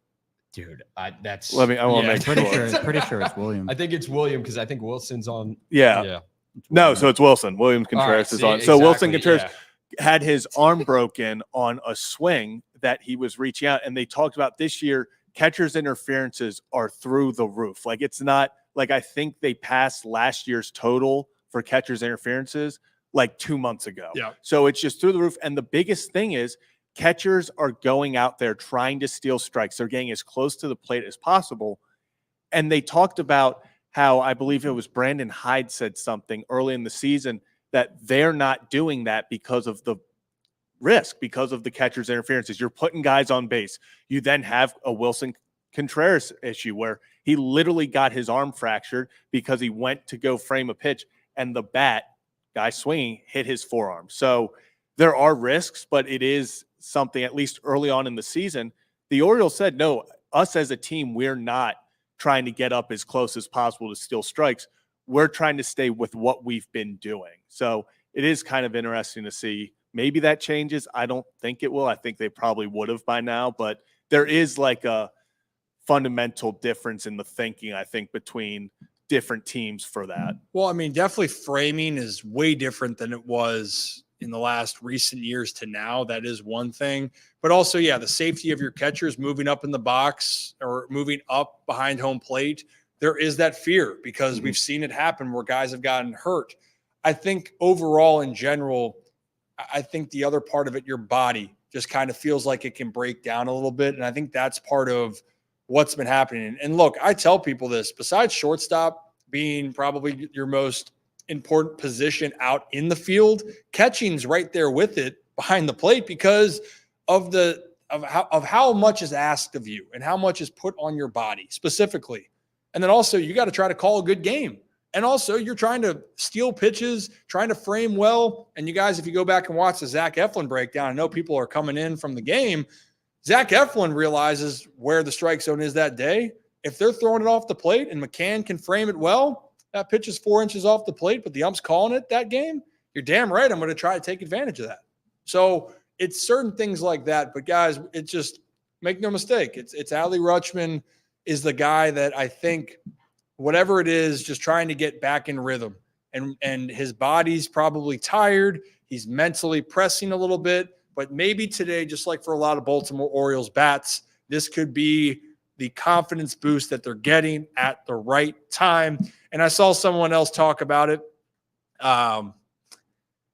Corbin Burnes is fine. Just letting you know. He went 5 innings, good. And how weird of a start was that, Zach, for the game for Corbin? You literally, the first batter of the game gets on by a jam shot that loops over Jackson Holliday's outstretched arm. So you're like, okay, is it going to be one of these games again? Then you have the pickoff opportunity. You see, we talk about Corbin Burnes giving up an insane amount of stolen bases. He tries to hold the running game, hits off Ryan O'Hearn's glove, bounces into right field. Guy gets in scoring position. Then the next batter, you have a pop-up that falls in the Bermuda Triangle. Nothing much you can do there. Sack fly, then a strikeout, then a Gavin Sheets single, and then out of it. So it really is just one earned run, and even that one earned run is the product of a pop-up that fell in the Bermuda Triangle and just kind of unlucky if you're a pitcher. Yeah, and look, I understand. I didn't see this interview after the game, Eddie. think was commenting on it. And I know a lot of people are looking at saying if Corbin doesn't care or it's after the game, when he's out there, he's competing. The dude's grinding. And that's the biggest thing that I care about is how are you going out there and competing? And the problem was with Corbin in his starts, he wasn't finishing off batters. Take out the Red Sox game. That was just bad. That was just flat out bad. He got hit around. The Astros game didn't put hitters away. Dodgers game, errors happened, and he could have put guys away, but he threw extra pitches. He's not feeling his A-plus self. He gave it up, right? What I love today is gets in some trouble multiple times early in the game and gets out of it. So just a note there. We'll wrap up with that. It's going to be fine. And as we all know, the O's are fine. Wow, there it is. First team to 80 Clip it. wins in the American League. The O's are fine. And if you don't like it, okay. I'll be honest. You don't love it, shove it. Yeah. Orioles, it's funny because for the worst team in baseball, it's interesting that the Orioles were the first team in the American League to 80 wins today. But they're terrible. They're so bad at baseball. And here's again It's my over. thing. Season's over. It's all over. And this is what I'm trying to say. Most other teams with this many injuries would not be even close to where the Orioles are. Yeah. And that's my point. That's how talented the group is. They're the first team to 80 wins in the American League with a really depleted pitching staff. Super depleted. And here they are having a chance to hopefully get hot and go on and win some games. And by the way, hopefully for Baltimore, if they win tomorrow, that'll be a 3-game winning streak. Yep. I know someone's going to throw out to me and go, oh, well, Ryan, you jinxed it or whatever. Again, you don't like it. You don't love it, shove it. You That's don't a love good it, one. Go. shove it They love it. Kevin, right up your ass. do you love it? Not in that context. Oh, goodness. And Steve, are the O's back? Guess what? They never left in my book.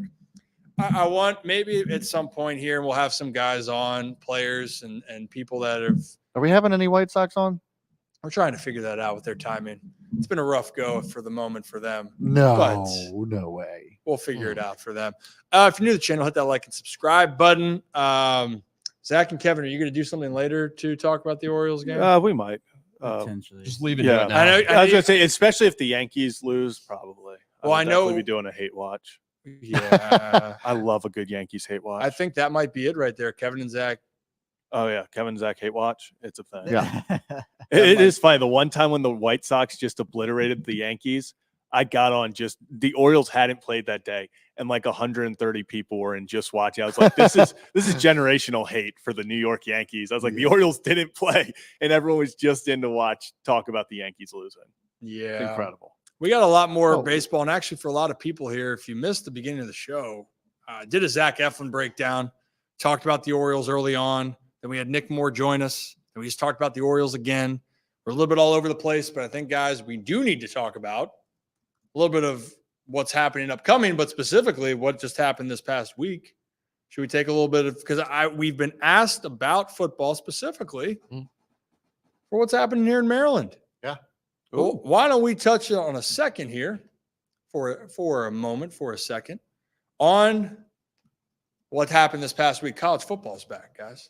It was a hell of a first week. Love it. We got a pennant race going on for baseball. We got electricity in the air for college football. Not great if you were an SEC team in prime time. They couldn't get the job done. And if you bet the under in the LSU-USC game, you were feeling pretty damn good about that as well. Notre Dame goes to A&M and wins on the road. USC beats LSU. And Brian Kelly slamming the damn desk after the first game. Yeah. They've lost 5 straight years to open the year. Is that what I saw Mm-hmm. for LSU? At least in the Brian Kelly era, they've lost. the Yeah, I last think it's for 2 or Brian because 3. this is his 3rd year. I think he's 0-3, and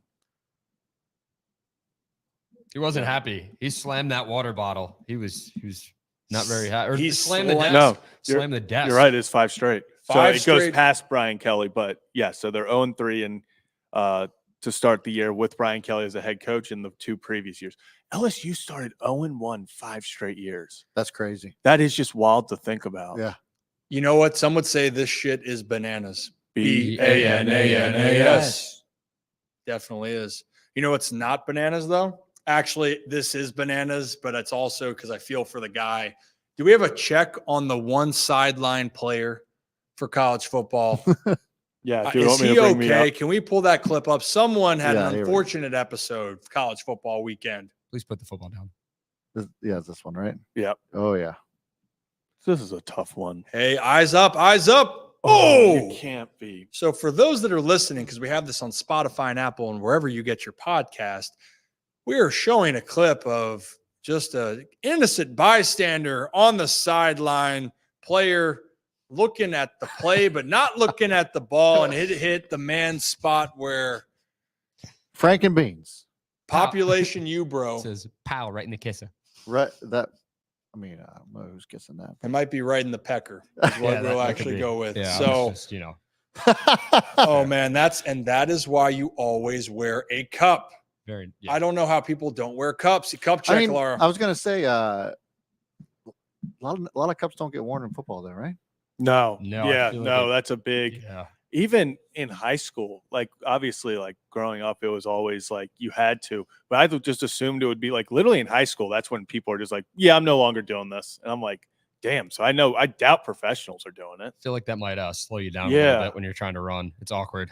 That's what I was thinking too. Like if you're trying to just like go on an all-out sprint, Yeah. yeah, but imagine though you're also a defensive lineman, and Yeah, I and think you are maybe just in linemen there. do. I mean, I'm just saying. I mean, maybe I've just been hit too many times there on bad hops, unfortunate events on the base paths. if I'm holding the ball on a PAT, I'm definitely wearing a cup. it's Yeah. just, Oh yeah. you never know what can happen there, and we hope that guy as well. But you know what's Can well, you imagine right now? getting kicked in the balls by Justin Tucker? That'd be atrocious. Well, I hope If you that weren't wearing a cup. If Well- you're not wearing a cup and it's all of a sudden it's just a slipping.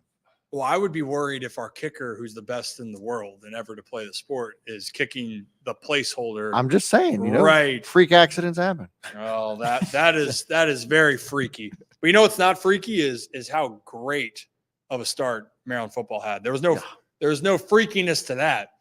Maryland, and actually shout out Iron Rooster, this box is phenomenal. The Terps, fellas, the Terps right out of the gate dominated UConn. They had to, right? This was a game that you wanted to see them dominate, a team that they should. They didn't mess around, got ahead early. Defense was great. And right, correct me if I'm wrong, Billy Edwards Jr. was the top 5 quarterback rating on the for the college football week. He was very efficient. 20 for 27, 311 yards, 2 touchdowns, Woo. and then another 39 yards on the ground. And the question for Maryland was who's going to replace the Big Ten's all-time passing leader, Talia Tungavailoa. And there was a bit of a competition. It was like, is it going to be Billy Edwards Jr.? Is it going to be Cam Edge? Billy Edwards Jr. I mean, the floor is yours. And I know it's UConn. UConn should probably be an FBS program, but you got to beat the bad teams. And Maryland did that in the opener. Well, they did exactly what they needed to do. You saw some other powerhouse teams like Oregon struggle with what was it? Idaho State, I think believe. was it just Idaho or was it Idaho State? It was one of the Idahos. Mhm. But what I'm saying is there were some teams that had some struggles. Wisconsin Yeah, it was just Idaho. had some struggles in their game, right? So you take care of the teams that you got to. It was a fantastic start for Maryland. You had Wale, the rapper, on the sidelines. It was just buzzing down at College Park. I mean, football's back in action too. Towson, I know, hung tough in their game, right? That they did. Morgan State got the W. Yes, they Yeah. did. Shout out to them. Fantastic. And then how about down at the Naval Academy? Yeah. Big win for Navy. And then you're talking about Towson, Morgan State. Those two teams actually play in the upcoming game, and that's a big rivalry here in Baltimore. But yeah, Navy beating Bucknell 49-21. Love everything that's going on around the area. Love that college football's back, and it's a great, great, great time of year. Just plop yourselves on the couch, go to a bar, enjoy it. College football's back, people. College football's back. Kevin, catch.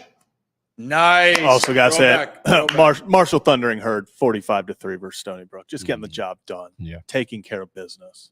We're happy for them taking care of business. You know what I don't know if it's for sake of time. Should I show what else happened in Navy? Is it worth our time? Brad, what do you think on top here? Because I know also the Locked On Ravens has a draft at 7. We do have a I'm draft. currently in the middle of them right now. Oh my goodness. And I have three That's why you're more- so focused. Yeah. I was like, what is No, Kevin name doing? your picks. Name your picks. Got Justin Jefferson, Devontae Adams as my top 2 right now. Mm. That's a horrible draft. Yeah, that's terrible. Thanks. Just wanted to say Yeah, who's going to Oh, throw actually, Justin Jefferson the ball who's this gonna year? throw Sam Devontae? Darnold- Me, and I'm is gonna Sam make it Darnold work. their quarterback? Me, it's me. Oh I'm my gonna make it work. goodness. Yeah, it's a shame. JJ McCarthy. Jamar Chase dropped to 11. Well, you know what? We don't He's even know if not he's gonna practicing play. right now. Yeah. Yeah. Yeah, they just said that Zach Taylor said he's not. It's day to day Yeah, it's on also, whether or not he's going to play. Remember he said And- originally what he did? He's like, yeah, he's going to play week 1. Yeah, and then Jamar Chase, but Jamar Chase has been more active. They said in practices. He showed up on time to practice. Yeah, 2 days ago he showed up late 15 minutes late to practice in shorts and a t-shirt. Today he showed up in shorts and a t-shirt, but on time. So they're saying maybe a little bit more involved, you know? So what you're saying is he's not always there when you call, but he's always on time. Yeah. Gave you my all. I know you're doing song lyrics. Baby, be mine. I'm not always there when you call, but I'm always on time. Actually, I do know this song. Kevin. What I want to be with my baby. I think I know that. Different one, but same thing. Yeah, I know. Ja Rule is in that song too, He is, right? yeah. It's Ashanti Ja Rule, correct? Yeah, but you guys don't even know. I do. I know you I, do. I'm familiar. I Baby know Be the Mine. tune. No, it's not the name of the song. I don't know. Someone, it was in the chat. So I Oh just took my shot. goodness gracious! By the way, it's not just me that's drafted 7. There are multiple people in this room that have a drafted 7. Yeah. I know, It's but I'm just. But we're. You know what? We're 3 minutes. vibing here. I'm just We're going to having have a to good draft time. here. I mean, it that's is right. what it We'll is. do It is we'll what do it we'll is. do You- live on stream. Yeah, We'll we'll do do- it live on stream. Actually, we should do it live on stream, to be fair. We'll just go around like who's their number one pick. Yeah. Hey, red 7. Hey, Chris is getting in on it too. How do you got? That's right. You know what? The song was happened. That era. You know, Zach and Kevin were in the. How about Eddie calling them out, calling Zach out? He said Ja Rule was a rapper before the Fire Festival. Yes, he was. There you go, Eddie. Beautiful. Well done. Why don't you go? But you know what? Homework for both of you two. Yeah. Go back and listen. No shot. Listen to Ja Rule. Everybody got to living it up. What do I do? My ladies got to living it up. We're All I having can fun. think about is like, no, Monica. Fast and the Furious. Don't you remember that? No. Oh, What? You don't remember that from Fast and the Furious? I don't. Ja Rule's in Fast and Furious. yeah, but he also turned down the role later. That's why I think was it Tyrese or Luda. Yeah, said correct. yes to it. But yeah. I mean, that was like an all-time clip from Fast and the Furious because he was grabbing titties and everything else. But anyways, that was that scene. I don't know how you don't remember that, especially you, Rock. I'm surprised. I have to I go wasn't- back. I'll be honest. I never watched a ton of the I- Fast and Furious when neither- I was younger. Neither did I. Like it was something that I watched more of them. Like looking back on. You know what? It's probably because like I was in middle school when the first one came out. And I you was- were you wanted you to were be a big into bad you wanted to be a cars, too. bad guy, Yeah. Brad, right? You wanted to mix it up. I'm not gonna lie. Bad boy I Brad. definitely Fast and Furious my car. Fast and Furious. Yeah. And And it also was the name not, of the it was not pretty. I had a 2004 Cavalier. Did you have underglow? Oh yes. Oh yeah, I and just sure like did. a And Honda I- Civic with underglow. It That was- was it was- screams I watched It was Fast and it Furious. was a Chevy Cavalier. Oh It was man. green underglow. I had the decals. I had everything. Is this It was- exactly what I'm let's talking go. about? Remember when so like bad. spinners were like a huge thing on cars on the rims? So, Whatever happened to them? I had spinners I were had- so cool. I had spinning hubcaps. Oh my goodness. So when I said that Brad was trying to be bad boy Brad for Fast and the Furious, he wanted to be Vin Diesel. Oh yeah. Like he was No, trying to no, be. I was a Paul Walker for sure. Nah, you were trying to be Vin Diesel. Nope.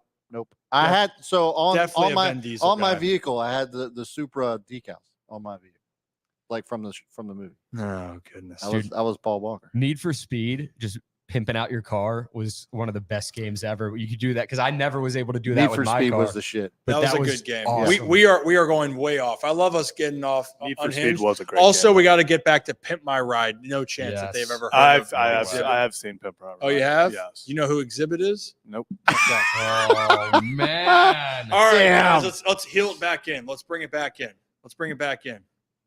Red 7. Kevin. Red 7. Said Hut. Hut. No, hands team. Throwback. All right. Well, I think we'll have to wait on the stateside cup stuff just because That's fine. That's fine. We've been going for a while. We got some Stephen A. Lamar. We gotta do that. We gotta get into it here. And for those that are tuning in now, hit that like and subscribe button. Ryan Ripken Show. We do it every Monday. We do it every Thursday.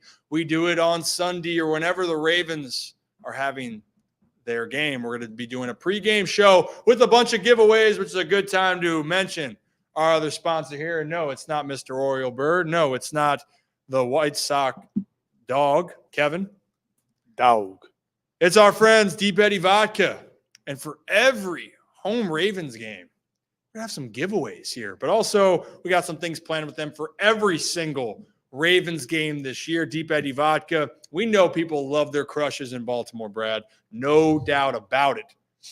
You know what? I love my favorite Deep Eddy beverage is the peach vodka and tea. So we are going deep with Deep Eddy here, and a lot of crushes and a lot of giveaways with Deep Eddy. We can't wait. One of the other groups is going to help in this process. And again, they're coming to a tailgate near you. It's our friends at Gridiron Golf there, Rock. Yeah. Do we want to, should I? Real quick, you can see right there by Rocco. Should I just point over there real quick. We're going to get into a little bit more for sake of time. Right, you can see down there. Kevin Point. I'm going to go over there. Rock. Don't go over there. Don't go over there so bad. I set it up to do it. I know. Yeah, we know. No, we're not doing it. There it is. It is a golf game that is focused on, because it's like a golf football game. Mm-hmm. But we'll go into more detail on that. But yes, Gridiron Golf. It's kind of like a replacement for your cornhole during your tailgating. Oh, it's just another element. It's legit. Gridiron Golf. Here we go. Here.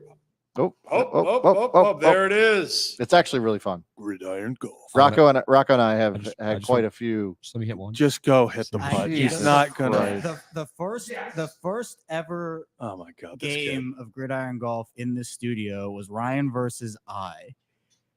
And I had Ryan versus I. Yo, just so you know, this Grammatically camera correct. is very much blocking your shot. That's okay. Nice, good putt, Rocco. Second down. Rocco sucks at putting. Let you know what? Time out. Move the camera. Yeah, move the camera back. Move the camera back. Because it's move it back. you're stepping on the. There you go. There you go. There it is. So that one didn't count. That was a practice shot. But here we are. He's gonna miss this. So Second badly. down. Oh, I love this. Nice. Rocco sucks. Rocco sucks. Rocco sucks. Rocco sucks. Rocco sucks. It's third down. Oh, he blew it. Fourth I down. love not watching. I love not watching us hear the clank every time. What do you want to do? Do you want to kick a field goal or you want to go for the touchdown? Guaranteed. He's not hitting this. He's not hitting this. He's No not chance. built for fourth down. Talk about peer pressure. You suck, jackass. Shank. Blew it. And clank. Rocco sucks. There it is. And can you imagine when we have all that going on, and maybe for this game, we're going to have some giveaways for Gridiron Golf for the year. And we're sorry, Rocco is a terrible example. Maybe he was the right example to say that it is a fun game. It is very hard. I shouldn't say it's very hard, but it is a lot of fun. And we can't wait to show you guys more of what we have in store. And it's starting this Thursday, guys, because the Ravens and Chiefs are kicking off. Deep Eddy Vodka is going to be there to help us here do this whole process. Gridiron Golf is going to help us in the extent of it. We're also going to have a lot of football coverage. Yes. And I mean, Camera wasn't on you. Call acting. No. Congrats, dude. Jesus Christ. Just sit the hell down. You're the one cutting this, Rocco, so it's your own fault. Unbelievable. All right, let's get back in. So let's go now as we keep moving. And this was great. This is okay, Rocco, heel. We're back to the show now. Let's get back into some Ravens talk. So for Thursday, come join us, though. We're going to start maybe, 4:30, 5 o'clock, 8 o'clock game? Yeah. We're going to try to run an hour and a half, 2 hours of pregame show. And we're making this a fun experience, tailgate experience. We're going to have a lot of content that is going to help you get ready for the game, but we're going to have fun with it. And then we're going to keep giving you the Orioles content for the rest of the season, as well as we're going to keep diving into College Park as we go. And we told you we are based in the Baltimore, Maryland region, but we're only getting started. We're only getting started, and it starts here in this week 1. It's going to be a hell of a fall here. Come enjoy it, us, and have a day and have a night. Here we go.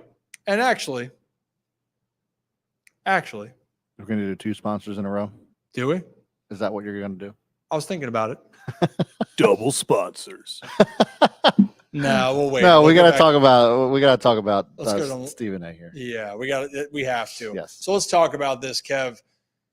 Look, it just seems like at every time we get to this point of the year, football's about to start, football's underway, and there's always something that's going to be knocked against Lamar Jackson. And in this case, it's a clip of Stephen A. Smith making a comment that Lamar Jackson, unlike another top quarterback in the league, has no excuses. So we're going to play the clip, and then, Kevin, we're going to talk about this on the other side.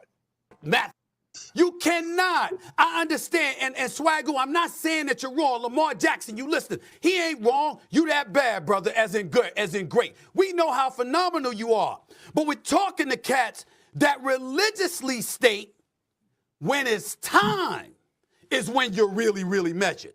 Now, if you don't find yourself in that moment because you got a sorry team around you like Matthew Stafford had for 12 years, we're able to appreciate your greatness and the depreciation of the product around you and say, yo, that ain't on you.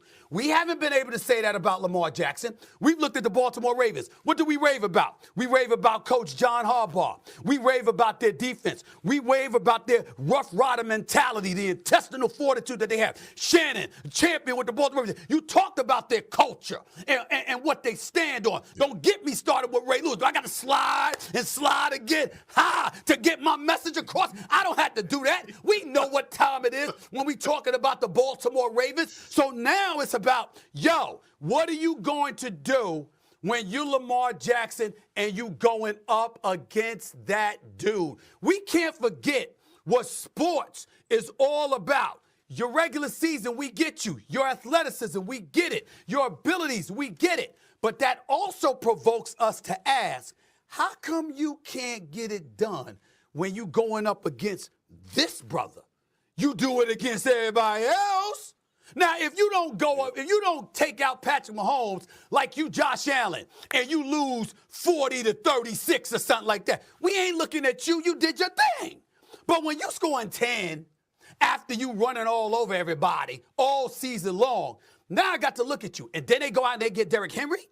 And that's going to prevent them from clouding the box like you said, okay? Oh, that can unleash you even more. He has even less of an excuse now than he ever has before. It ain't about AFC title game appearances. It ain't about playoff appearances anymore with Lamar Jackson. Hell, it ain't even about the Super Bowl. It's about one dude that repeatedly stands in your way. His name is Patrick Mahomes. In the conversation as the GOAT, already considered arguably the GOAT if he wins 3 back-to-back. What you gonna do about it, Lamar? That's it. Yep. That's what we talking about. Okay. So I will say, first off, I did love the impression of the Ray Lewis slide. That was good. And look, you know what? Stephen A. is an entertainer. Absolutely an entertainer.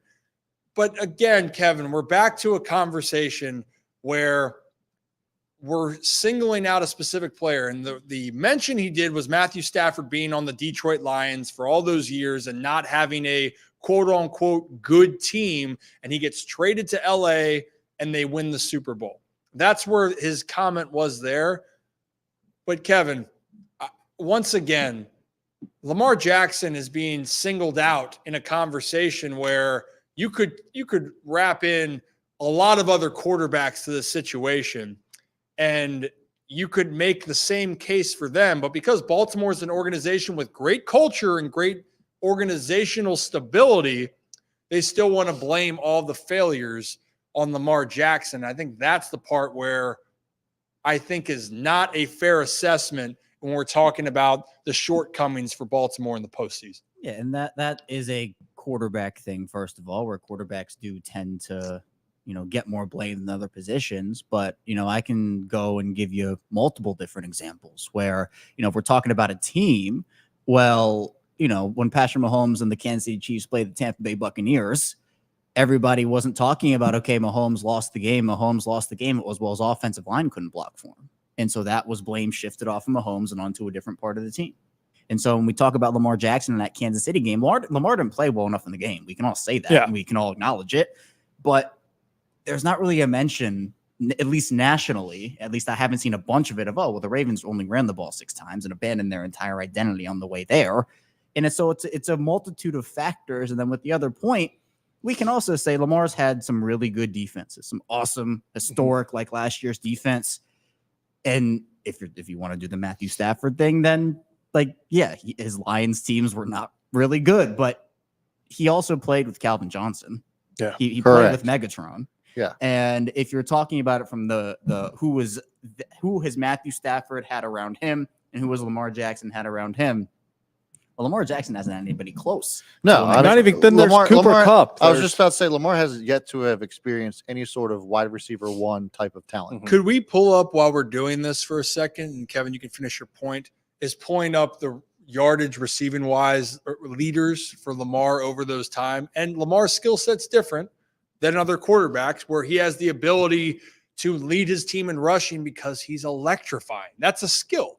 So you're going to throw less. But Kevin, the same point, I think if he just left it though at team, saying the Ravens as a team were letting it down, I think that people could say, hey, the Ravens talent-wise, they could have been to a couple Super Bowls. But to put that all on number 8 for what he's done and being a 2-time MVP, he could step up in bigger moments, Kev, right? But also the whole team in general could have played better. And for a lot of cases, like against the Titans in the playoffs, that's just it. Like Derrick Henry ran for 200,000 yards and threw a touchdown pass. Right. That was my thing. Like, just it's a good segue because up until last year, it was like Lamar sucks in the playoffs. Lamar can't win a playoff game. Well, then he goes out and wins a playoff game, and then now he gets himself to the AFC Championship game, wins 2 MVPs. Like, I think that there's just a lot of comparison to other quarterbacks not named Patrick Mahomes, and they're trying to, I guess, rank them above Lamar. I mean, I know Joe Burrow went to a Super Bowl and actually beat Patrick Mahomes to get there, but Joe Burrow hasn't done anything else since then, or he hasn't. That's I would say his only accomplishment. And this isn't to take away from Joe Burrow the talent, because he is an elite talent. However, Joe Burrow has 0 MVPs.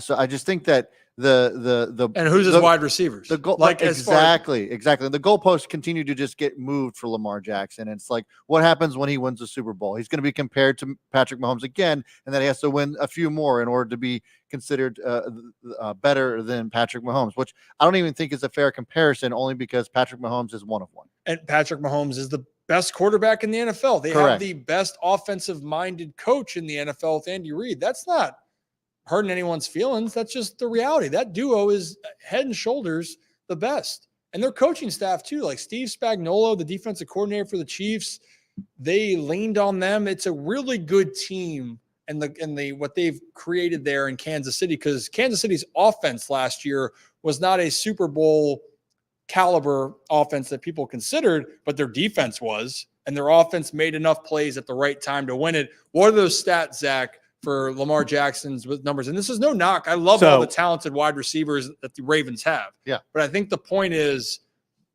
we just brought up, like, Stafford went from Calvin Johnson, then went to Cooper Kupp, and Sean McVay in gray offense. Patrick Mahomes had Kelsey and some other guys. What we got? Yeah, so the leading receiver with Lamar Jackson is, I think, obviously we all probably expected, Hollywood Brown, who in 40 games had 2,119 receiving yards. The next guy goes all the way down to 1,400 yards exactly, and is Willie Snead. Yeah. Number 3, just over 1,000 yards at 1,027. You have Rashad Bateman, and then Zay Flowers at 858 at number 4. Who was a rookie last year. Yeah. And then the next guy is Devin Duvernay, who in 52 games, only 780 receiving yards. Do we have Mark Andrews' numbers? Because he Well, is so this is wide receivers. Let me see tight ends. So because Mark Andrews has been the security blanket. Yep. Yeah. Reliable. And also, like Patrick Mahomes have had Travis Kelce, who is, again, if you have a great tight end, elite tight end, he also had he had Tyreek Hill. and that And helps one too. of the best wide receivers in the league, Right. and who is now the best wide receiver in the league. Yeah. Like, I mean, here's with Lamar, and this isn't a knock at Jalen Hurts, but give Lamar the Eagles wide receiving core, and I really believe he would have won a Super Bowl by now. What If you gave Lamar the Eagles wide receiving core, AJ Brown, Devontae Smith, the guys they have over there in Philadelphia, he would have won a Super Bowl by now with those guys, with those, that talent, the wide receiver position. It's I agree. I agree. And again, that's no knock. I love the talent that Zay Flowers is and what Rashad Bateman has shown and flashed. And maybe we have some things in the future to talk about that with maybe our guest tomorrow, Kevin. So we'll discuss it further. But the reality is when you look at guys who have proven things in the league for a while, that is one thing. Zach, do you have it pulled up? Yes, Mark Andrews has, without a doubt, the best receiver. He's had 4,156 yards in 78 games played. But then even that drops down to the next guy is Nick Boyle at 641 yards. Isaiah Likely coming in at third with 616. So it's not a lot of talent, I mean, that he's had to deal with. Obviously, it helps when you have Mark Andrews. It helps when I think Zay Flowers can go take a step into becoming more of a number one-esque receiver. But to compare, also, here's the other thing. Yes, the Lions were not good, but as we said, they had Megatron, they had Calvin Johnson.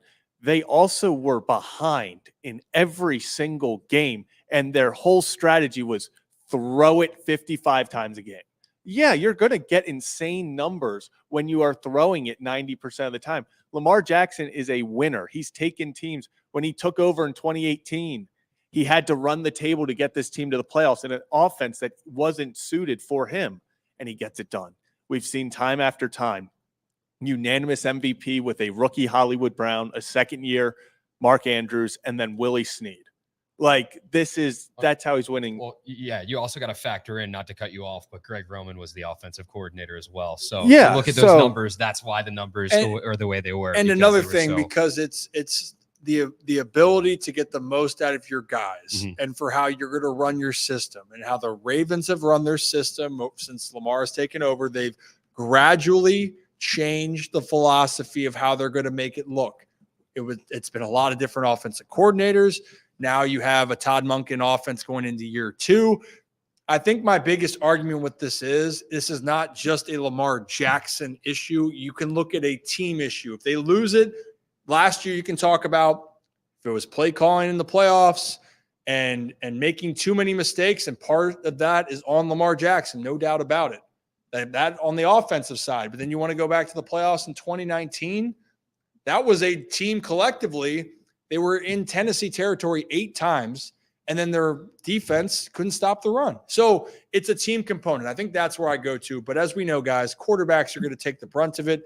And for the Ravens, well, it's just loud and clear. It's Super Bowl or bust. And if Lamar Jackson, the Ravens don't get to the Super Bowl, we're going to hear this same conversation over and over and over again. I think it's going to be different this year, Rip. If everyone stays healthy, if Derrick Henry performs the way we know Derrick Henry can perform and be a 1,000-yard back and find the end zone, double-digit touchdowns on the ground this season like he's done in the past with the Titans, and they remain healthy and they fall in an AFC championship game, I don't think you're going to hear excuses. And I don't even want to call them excuses.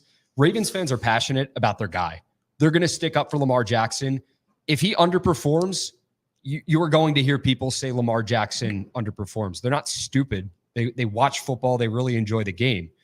But I think the knock on Ravens fans from the outside perspective has been, oh, you guys stick up for your quarterback too much. You make too many excuses. I really don't think that's the case. I think this year, if Ravens fans, if they get to the game, Lamar Jackson underperforms again, in the AFC Championship game, because he did, but it wasn't all his fault in that game. That's what I'm saying. Not winning a Super Bowl has not been all on Lamar Jackson. This season with the team they have, if they can stay healthy, offensive side of the ball, defensive side of the ball. Lamar Jackson underperforms. I think people are going to say what they need to say. They will say that's objectively, but exactly. the reality is, if you look at it, if Lamar Jackson stays healthy for a season, you know the sample size of where the Ravens are going to be going into the postseason. You do. So that's what we're going to see. He's And incredible. it should be fun. Thursday night, we're going to see it. Hopefully the Ravens, if you're a Ravens fan, they beat the Chiefs. I'll tell you what, the team that got better, in my opinion, was the Kansas City Chiefs, and they are the Super Bowl defending champs. And if you're new to the channel, hit that like and subscribe button. Ryan Ripken Show. We do this every Monday and Thursday, and on Sundays or whenever the Ravens are having games, we're going to get into a lot of our NFL coverage. We have a lot of great prizes and giveaways. I should say prizes, giveaways for our shows coming up. We are ecstatic. We even have fantasy football drafts going on at the moment. It is the time of year. The Ryan Ripken Show, we have a couple coming up. And for Holy Shirts and Pants members, check the recent community post if you haven't already, and I will make sure I get that email out to you. But we are getting those drafts done. And Kevin, talk to the people. How is your fantasy draft going? Well, Zach and Brad are in this one.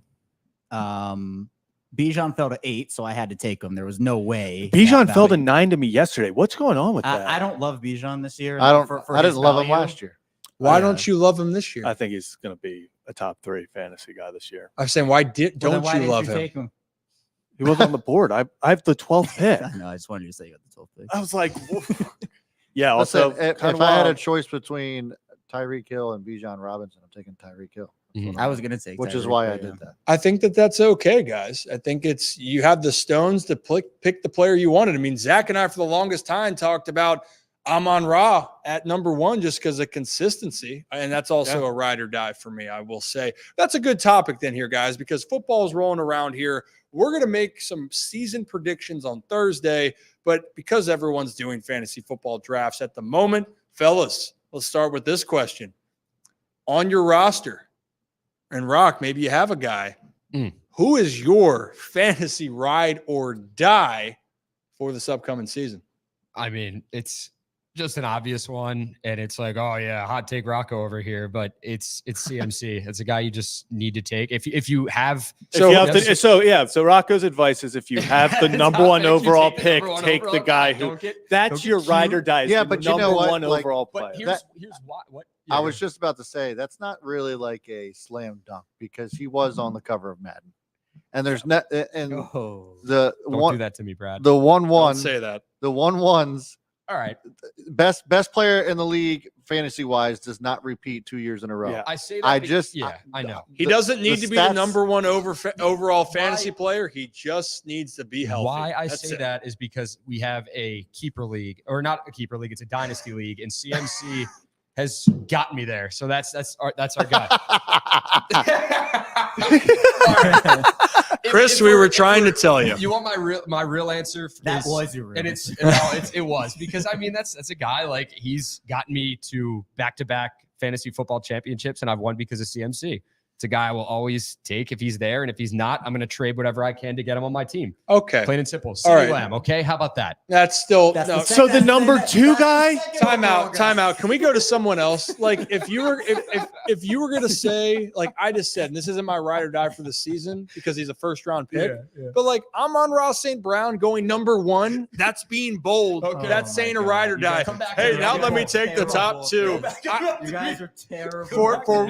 For my viewers, I am sorry. I'm sorry for my group here, I'll be specifically bold. just Rocco. Yeah, I was like, hey, don't lump us into I know, that. we're He's gonna not. read That's off the entire top 10 of ESPN's I didn't do too fantasy well in the rankings. SATs, so you know. so it is what it is. that's the okay. Zach, ride or Come die back for to me, you. come back Come to me. on now. Yeah, come on. So there's a few guys. There's a few guys out there. I'm trying to pick which one I want.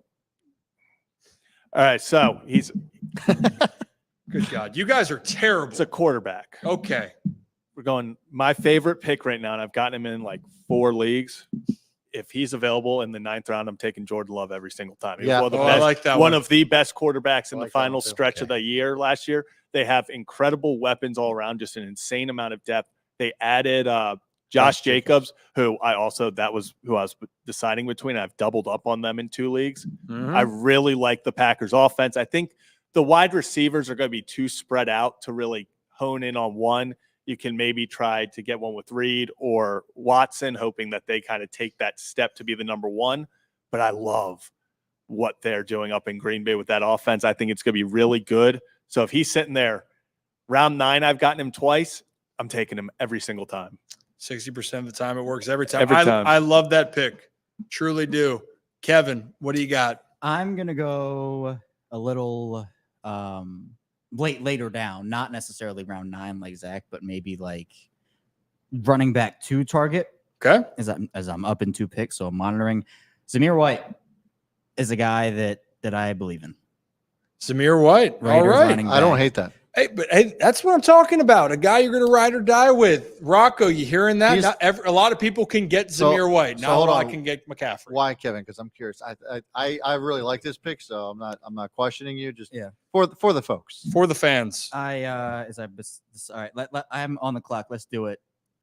Okay. Only Ryan and Rocco, because Brad and Zach, this would be, you might influence me on my pick here. Kamara or Travis Kelce? Ooh. What's your team right now?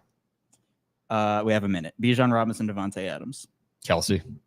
What was the other one? Kamara. I like Kamara as a running back too, but I know Kelsey's to me Kelsey's the top tight end this year. If he's the top He's always tight a end, top if tight he's the end. top tight end, That's also breaking news. You just pulled a me, Kevin. well, no, that's not. Well, Laporta's actually ranked. Yeah, higher no, than yeah, Laporte. Laporta Rican freaking man. He's Yeah. amazing. All right, we have 30 seconds. What's your gut? What's your gut say? I took Kamara and I'm going to take a risk. We're going to see if it pays off. That is a risk. What'd you take? We're going to see it. Kamara. We're going to see. If Well, it in pays off. PPR formats, Alvin is as consistent as it comes because Derek Carr is the king of the dumpies. He just will dump it No, off. Samir- he's not. Joe Flacco's the king. Well, current player Joe Derek Flacco's Carr. the current player. Oh, By the way, starter. if you Starter. take Sorry, you're right. Kelsey's You're out, right. kicking out of the league. Oh, I'm like legitimately about to. Solely because you said it. Actually, no, I think Somebody grabbed him. Yeah, I was going to say he got All right, taken okay, before. All right, that's fine. That's fine. And you know what, Chris? When we're saying about the range for a ride or die, I just don't think it's a bona fide, whatever their ADP is. So, like I said, if it was a first round pick, but you take them number 1 overall, that's not like the consensus number 1 overall pick, CMC, Tyreek, and CeeDee Lamb, right? My ride or dies. Oh, goodness gracious. So I'd say anything that people are like you're bullish on, you're getting them in every draft that you can. Like you have an opportunity to get this player. Yeah. I think that's the part of it. So Brad, who you got? For me, it actually is a tight end, and it's Mark Andrews. Mark, baby. Number 1 wide receiver for Lamar Jackson since entering in the league, both of them. So in a draft where there isn't a whole lot of top tight ends. Yeah. The old reliable that you can rely on. Obviously, Kelsey is certainly there, but most of the time he's taken before you got an opportunity to get him. And so Mark Andrews is always going to be the solid pick there. And this year he's available because of that, because of the tight ends. Like Sam Laporta, I saw it brought up. Laporta was a 10th, 11th round pick, 12th, or even later in some drafts, maybe not even drafted. And he's now going as tight end 1. Yeah. And you have Travis Kelce. And then Mark Andrews is kind of fitting in there with him and Trey McBride. People forget how good Mark Andrews is. And despite all of the changes for the Ravens offense, the constant is Marky Mark. Always has been. Yeah. So I like that. I like that a lot. So we got Rocco. Do you want to go this time? Yeah. Can I go again? Is this a dumb one? If I said Caleb Probably. Williams No. taking him with all the weapons he has, No, it's they not set him up dumb. for success. They Right. got him a running back. You have DeAndre Swift in the backfield. You have Cole Kmet as your tight end. That's a nice security blanket for him. And then on top of that, you have DJ Moore, Keenan Allen. You got Rome. You got other guys as well. So I think what the Bears have done with Caleb Williams is set him up for success. And he's got weapons. I mean, CJ Stroud obviously has a ton of weapons in Houston. I don't know if there's going to be enough footballs to go around, but for the Bears, a team that experienced so much losing last season, to get Caleb Williams and to give him give him all the weapons that he needs, I think he's going to have a fantastic. I mean, he's got to have a fantastic year. There's no excuses for him. And also, he's going to use his legs. I got Caleb Williams in a lot of drafts. In my big money league from home, for like the home league for my group, Caleb Williams was my guy. I'm also high on Jaden Daniels, but the rookie quarterbacks, like you might want to have somebody else, that can fill the void if they go through some struggles. But I like it. Look at you thinking outside the box. Have Rip a CJ Stroud-esque season as a rookie with the weapons he has. And But he has maybe more- running more because CJ didn't Exactly, run. because he has more weapons than CJ Stroud did. Not now. What CJ has now is great for him in year 2, but now in year 1 as a rookie, I mean, there aren't many rookies that come in to a team that drafted first overall and come in with this many weapons. So he's set up for success. I like it. All right, guys. I guess it's my turn to talk about a player. Maybe a couple. I am a Caleb Williams fan. I got him in a lot of drafts, which I didn't think he would, but I trust the offensive pieces. But I do have another quarterback like Dak Prescott fell for me. I'm like, oh my goodness, people are knocking Dak. Dude was quarterback 3 last year, but that's not my ride or dies for it. 2 guys that I just continued to want on my team. First one, someone's going to get the ball in Buffalo. And it doesn't have to be a running or a wide receiver. It could be a running back. I am high on James Cook. I am on the James Cook, the bandwagon. I think that he's going to get more opportunities. I know the fact that they say at the goal line, oh, it's Josh Allen's turn. It might be. But when Joe Brady took over, as the offensive coordinator, James Cook was very consistent and a guy that I'm just bullish on because I love the way he runs. I think Kenneth Walker is going to be a beast. Yeah, I just took out him in actually Seattle. in our You draft. did? You were I big just on took him last year too, right? I was a big Kenny Yeah. Walker guy. Help the Bandits win the league at home. 3rd title in 6 Your years. team, the Bandits. Wow. Yeah, we're the Toe Jam Bandits. Yes. I don't want to know the story. It's based off of another friend. I told him I'd give it as a toe reference every year. And that team name has won us 3 titles in 6 years. So Very I can't nice. change it. Yeah. Very nice. James Cook and Kenny Walker are my 2 guys. I just love them. I love what they're doing. And I believe that they're going to have fantastic seasons. Are you guys having a good draft so far? Do we each want to read off our teams? If you're feeling frisky, and if you're new to the channel here, hit that like and subscribe button. Ryan Ripken Show. We do this every Monday and Thursday and Sunday. Sunday. Any Sunday. dividends and why, basically. But the big thing is we're going to have content coming to you each and every day. We do this on Spotify and Apple. What I mean by we do this, we put it on the audio format. So if you guys are on there, what would be great for us if you guys could rate and review on that to help generate some more traction. And also let us know if we're doing things well or not. We love the feedback. It helps us make it better. And quite frankly, we got so much in store and we just want to make the product good for you all. All right. So who you guys got so far in your Locked On Kevin draft? I will go first. Right now, it is Bijan Robinson, who fell to 8 again, 2 good value. Then Devontae Adams is my number 1 wideout. Then I took Kamara, and then I got Mahomes. So those are my 4. Okay. Brad? I'm getting ready to draft. So Okay. Zach, go ahead. Yeah, so first round, pick 12, because thanks for Kevin for putting me last It in was this it draft. was random. Yeah, It I'd was say that too if I random. put you last. All right. So I got Garrett Wilson, then I doubled up with Travis Etienne, then got Kenneth Walker and Brandon Ayuk. Oh, you're in on the Ayuk train. Once they paid him, I think he's the guy. They're going to weed I think Debo out of Debo's this. gone next year. I'm yeah, I pretty think sure, they're going to slowly create this offense more around CMC and Ayuk. It's funny you mentioned that. So my first overall pick was Tyreek Hill, Isaiah Pacheco, Joe Mixon, Sam Laporta, and I am trying to look at wide receivers here. There's some good ones It's left. available. There's some good ones left. I think so. Nico Collins, Debo Samuel, Jalen Waddle, Calvin Ridley are the top 4 that are still left. Take Nico. I might go Rasheed Rice, honestly. He's still available. What? Ooh. You going? What round are you in right now? We are in round 5. Yeah. This is 5. It's a Fifth good round. Because Nico Collins, like the whole wide receiving core for Houston, just makes me nervous. Yeah, I don't blame you. I don't know who they're like. Who it could be anybody's day. It's like wide receiver by committee.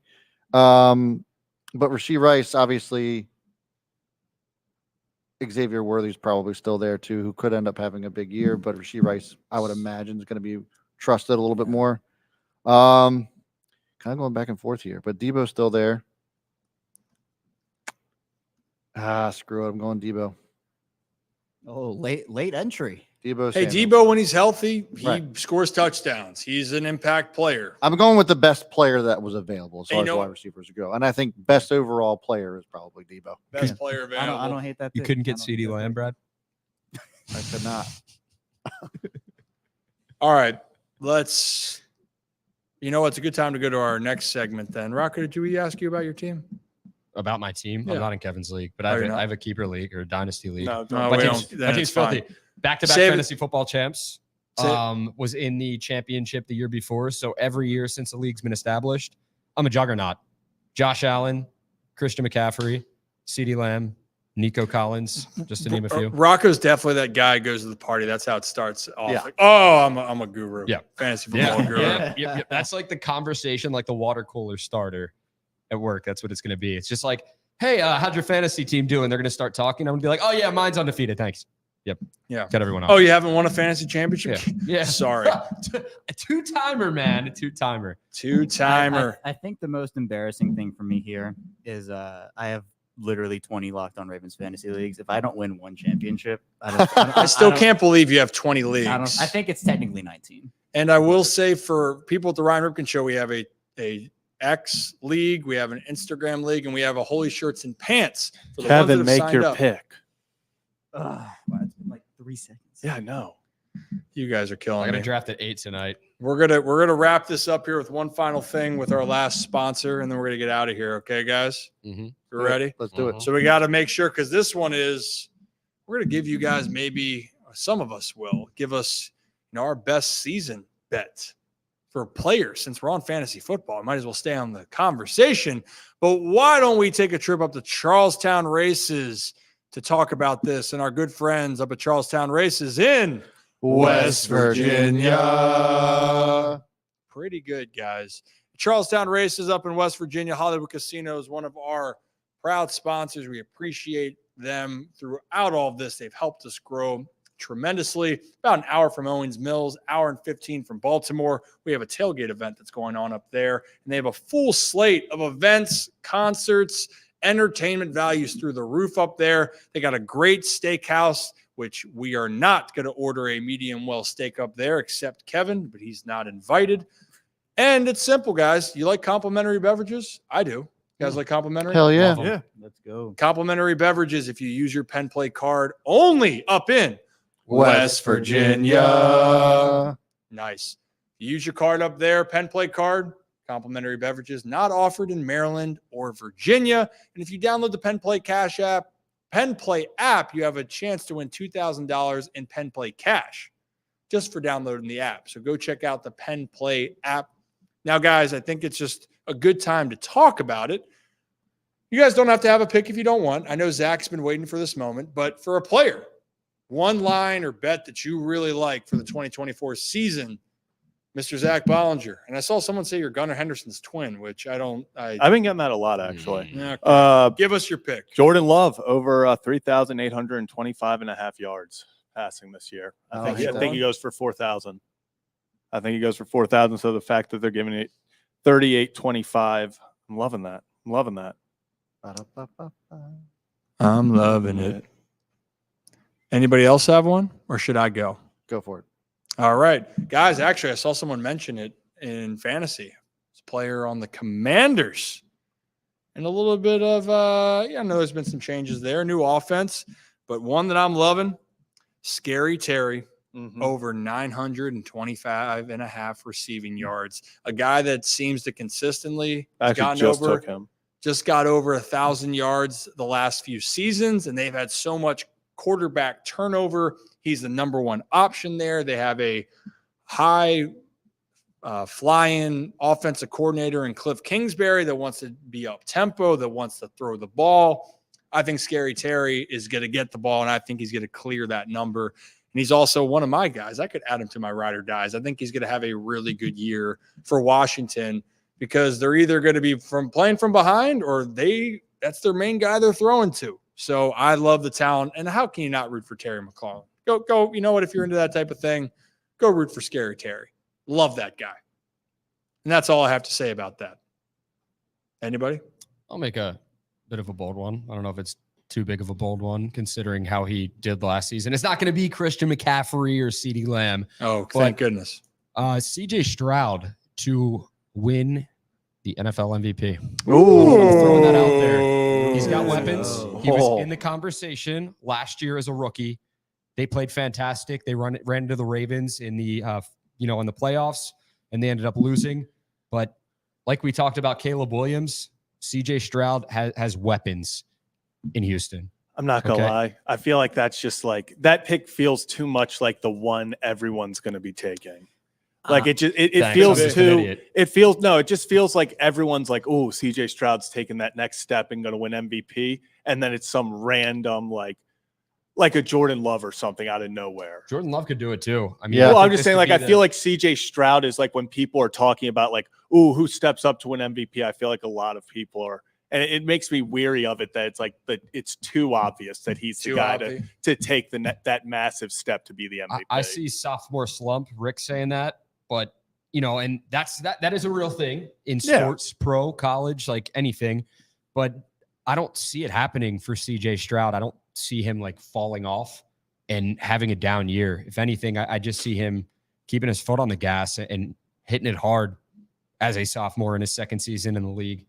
He was fantastic as a rookie, so I expect even bigger things from him. He helped the Bandits bring home a championship. Yes, That's he for did. damn, Yes, that's he for did. damn sure. Got everyone on the Bandits. Yeah, so I think that kind of wraps it up. Are we good, guys? Are we feeling golden? Yeah. Besides your drafts going well, okay.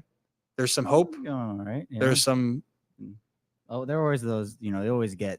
There's one guy that you like that goes to pick before you. Mhm. It's like, Mm-hmm. man. Although I'm going Jalen Hurts MVP this year. Whoa. That's what I'm doing. I just feel like it. I feel like he has the pieces, and with Saquon there now as an elite check down option for him, we know Saquon gets involved in the backfield. I think Philly's going to bounce back. My question mark there is Sirianni. I'm not a huge Sirianni guy. I don't think he's good. Not a fan of You're Italians. definitely Kevin does not like Okay. Italians. Hold No, on. the only Hold thing that's on. keeping the Eagles I together love is Big Dom. Italians. I love it. You know where you're going to be sleeping tonight, Kevin? No. I At don't. his house. With the fishes. With your fishes, maybe. Well, we don't know where some of those fishes are still. Okay, that's not true. We still don't know where they are. Well, hey, guys, I think we're wrapping it up for this show. Kevin, I think we got to get also ready for maybe something that's happening tomorrow. Yeah, it's exciting. So we got a lot coming your way. And you guys want some Ravens preview and some specifics to what's happening. Stay tuned for that and much, much more. And maybe, just maybe, we have other guests that could be in store for Thursday. So stay tuned on that. But, Brad, am I missing anything on the way out? Nope. We hit everybody. How you going to do it if you really don't want to dance, Kevin? By standing on the wall. Get your back up. Whoa. Tell me, who sings it? I don't know. Get down on it. Dun, dun. At least you need to Is know. that in the Muppets? I don't know, Kevin. Hit him with the ball. Hit him with the ball. Thank you. Let's do it. Where's my glasses? Don't know. I'm going to grab some. Bum, bum, bum, bum. As always here on the Ryan Ripken Show, we appreciate you guys joining us. Hope you enjoyed your Labor Day. Enjoy the rest of your week. Football, NFL football is back on Thursday. Join us then for a full extravaganza for it. But as always, have a day, have a night, and we will talk soon. Revenge is so sweet. It's a dish best served cold, ready. Rocco is going to take one right Yeah. in the eye hole. It was payback. Please don't hit me.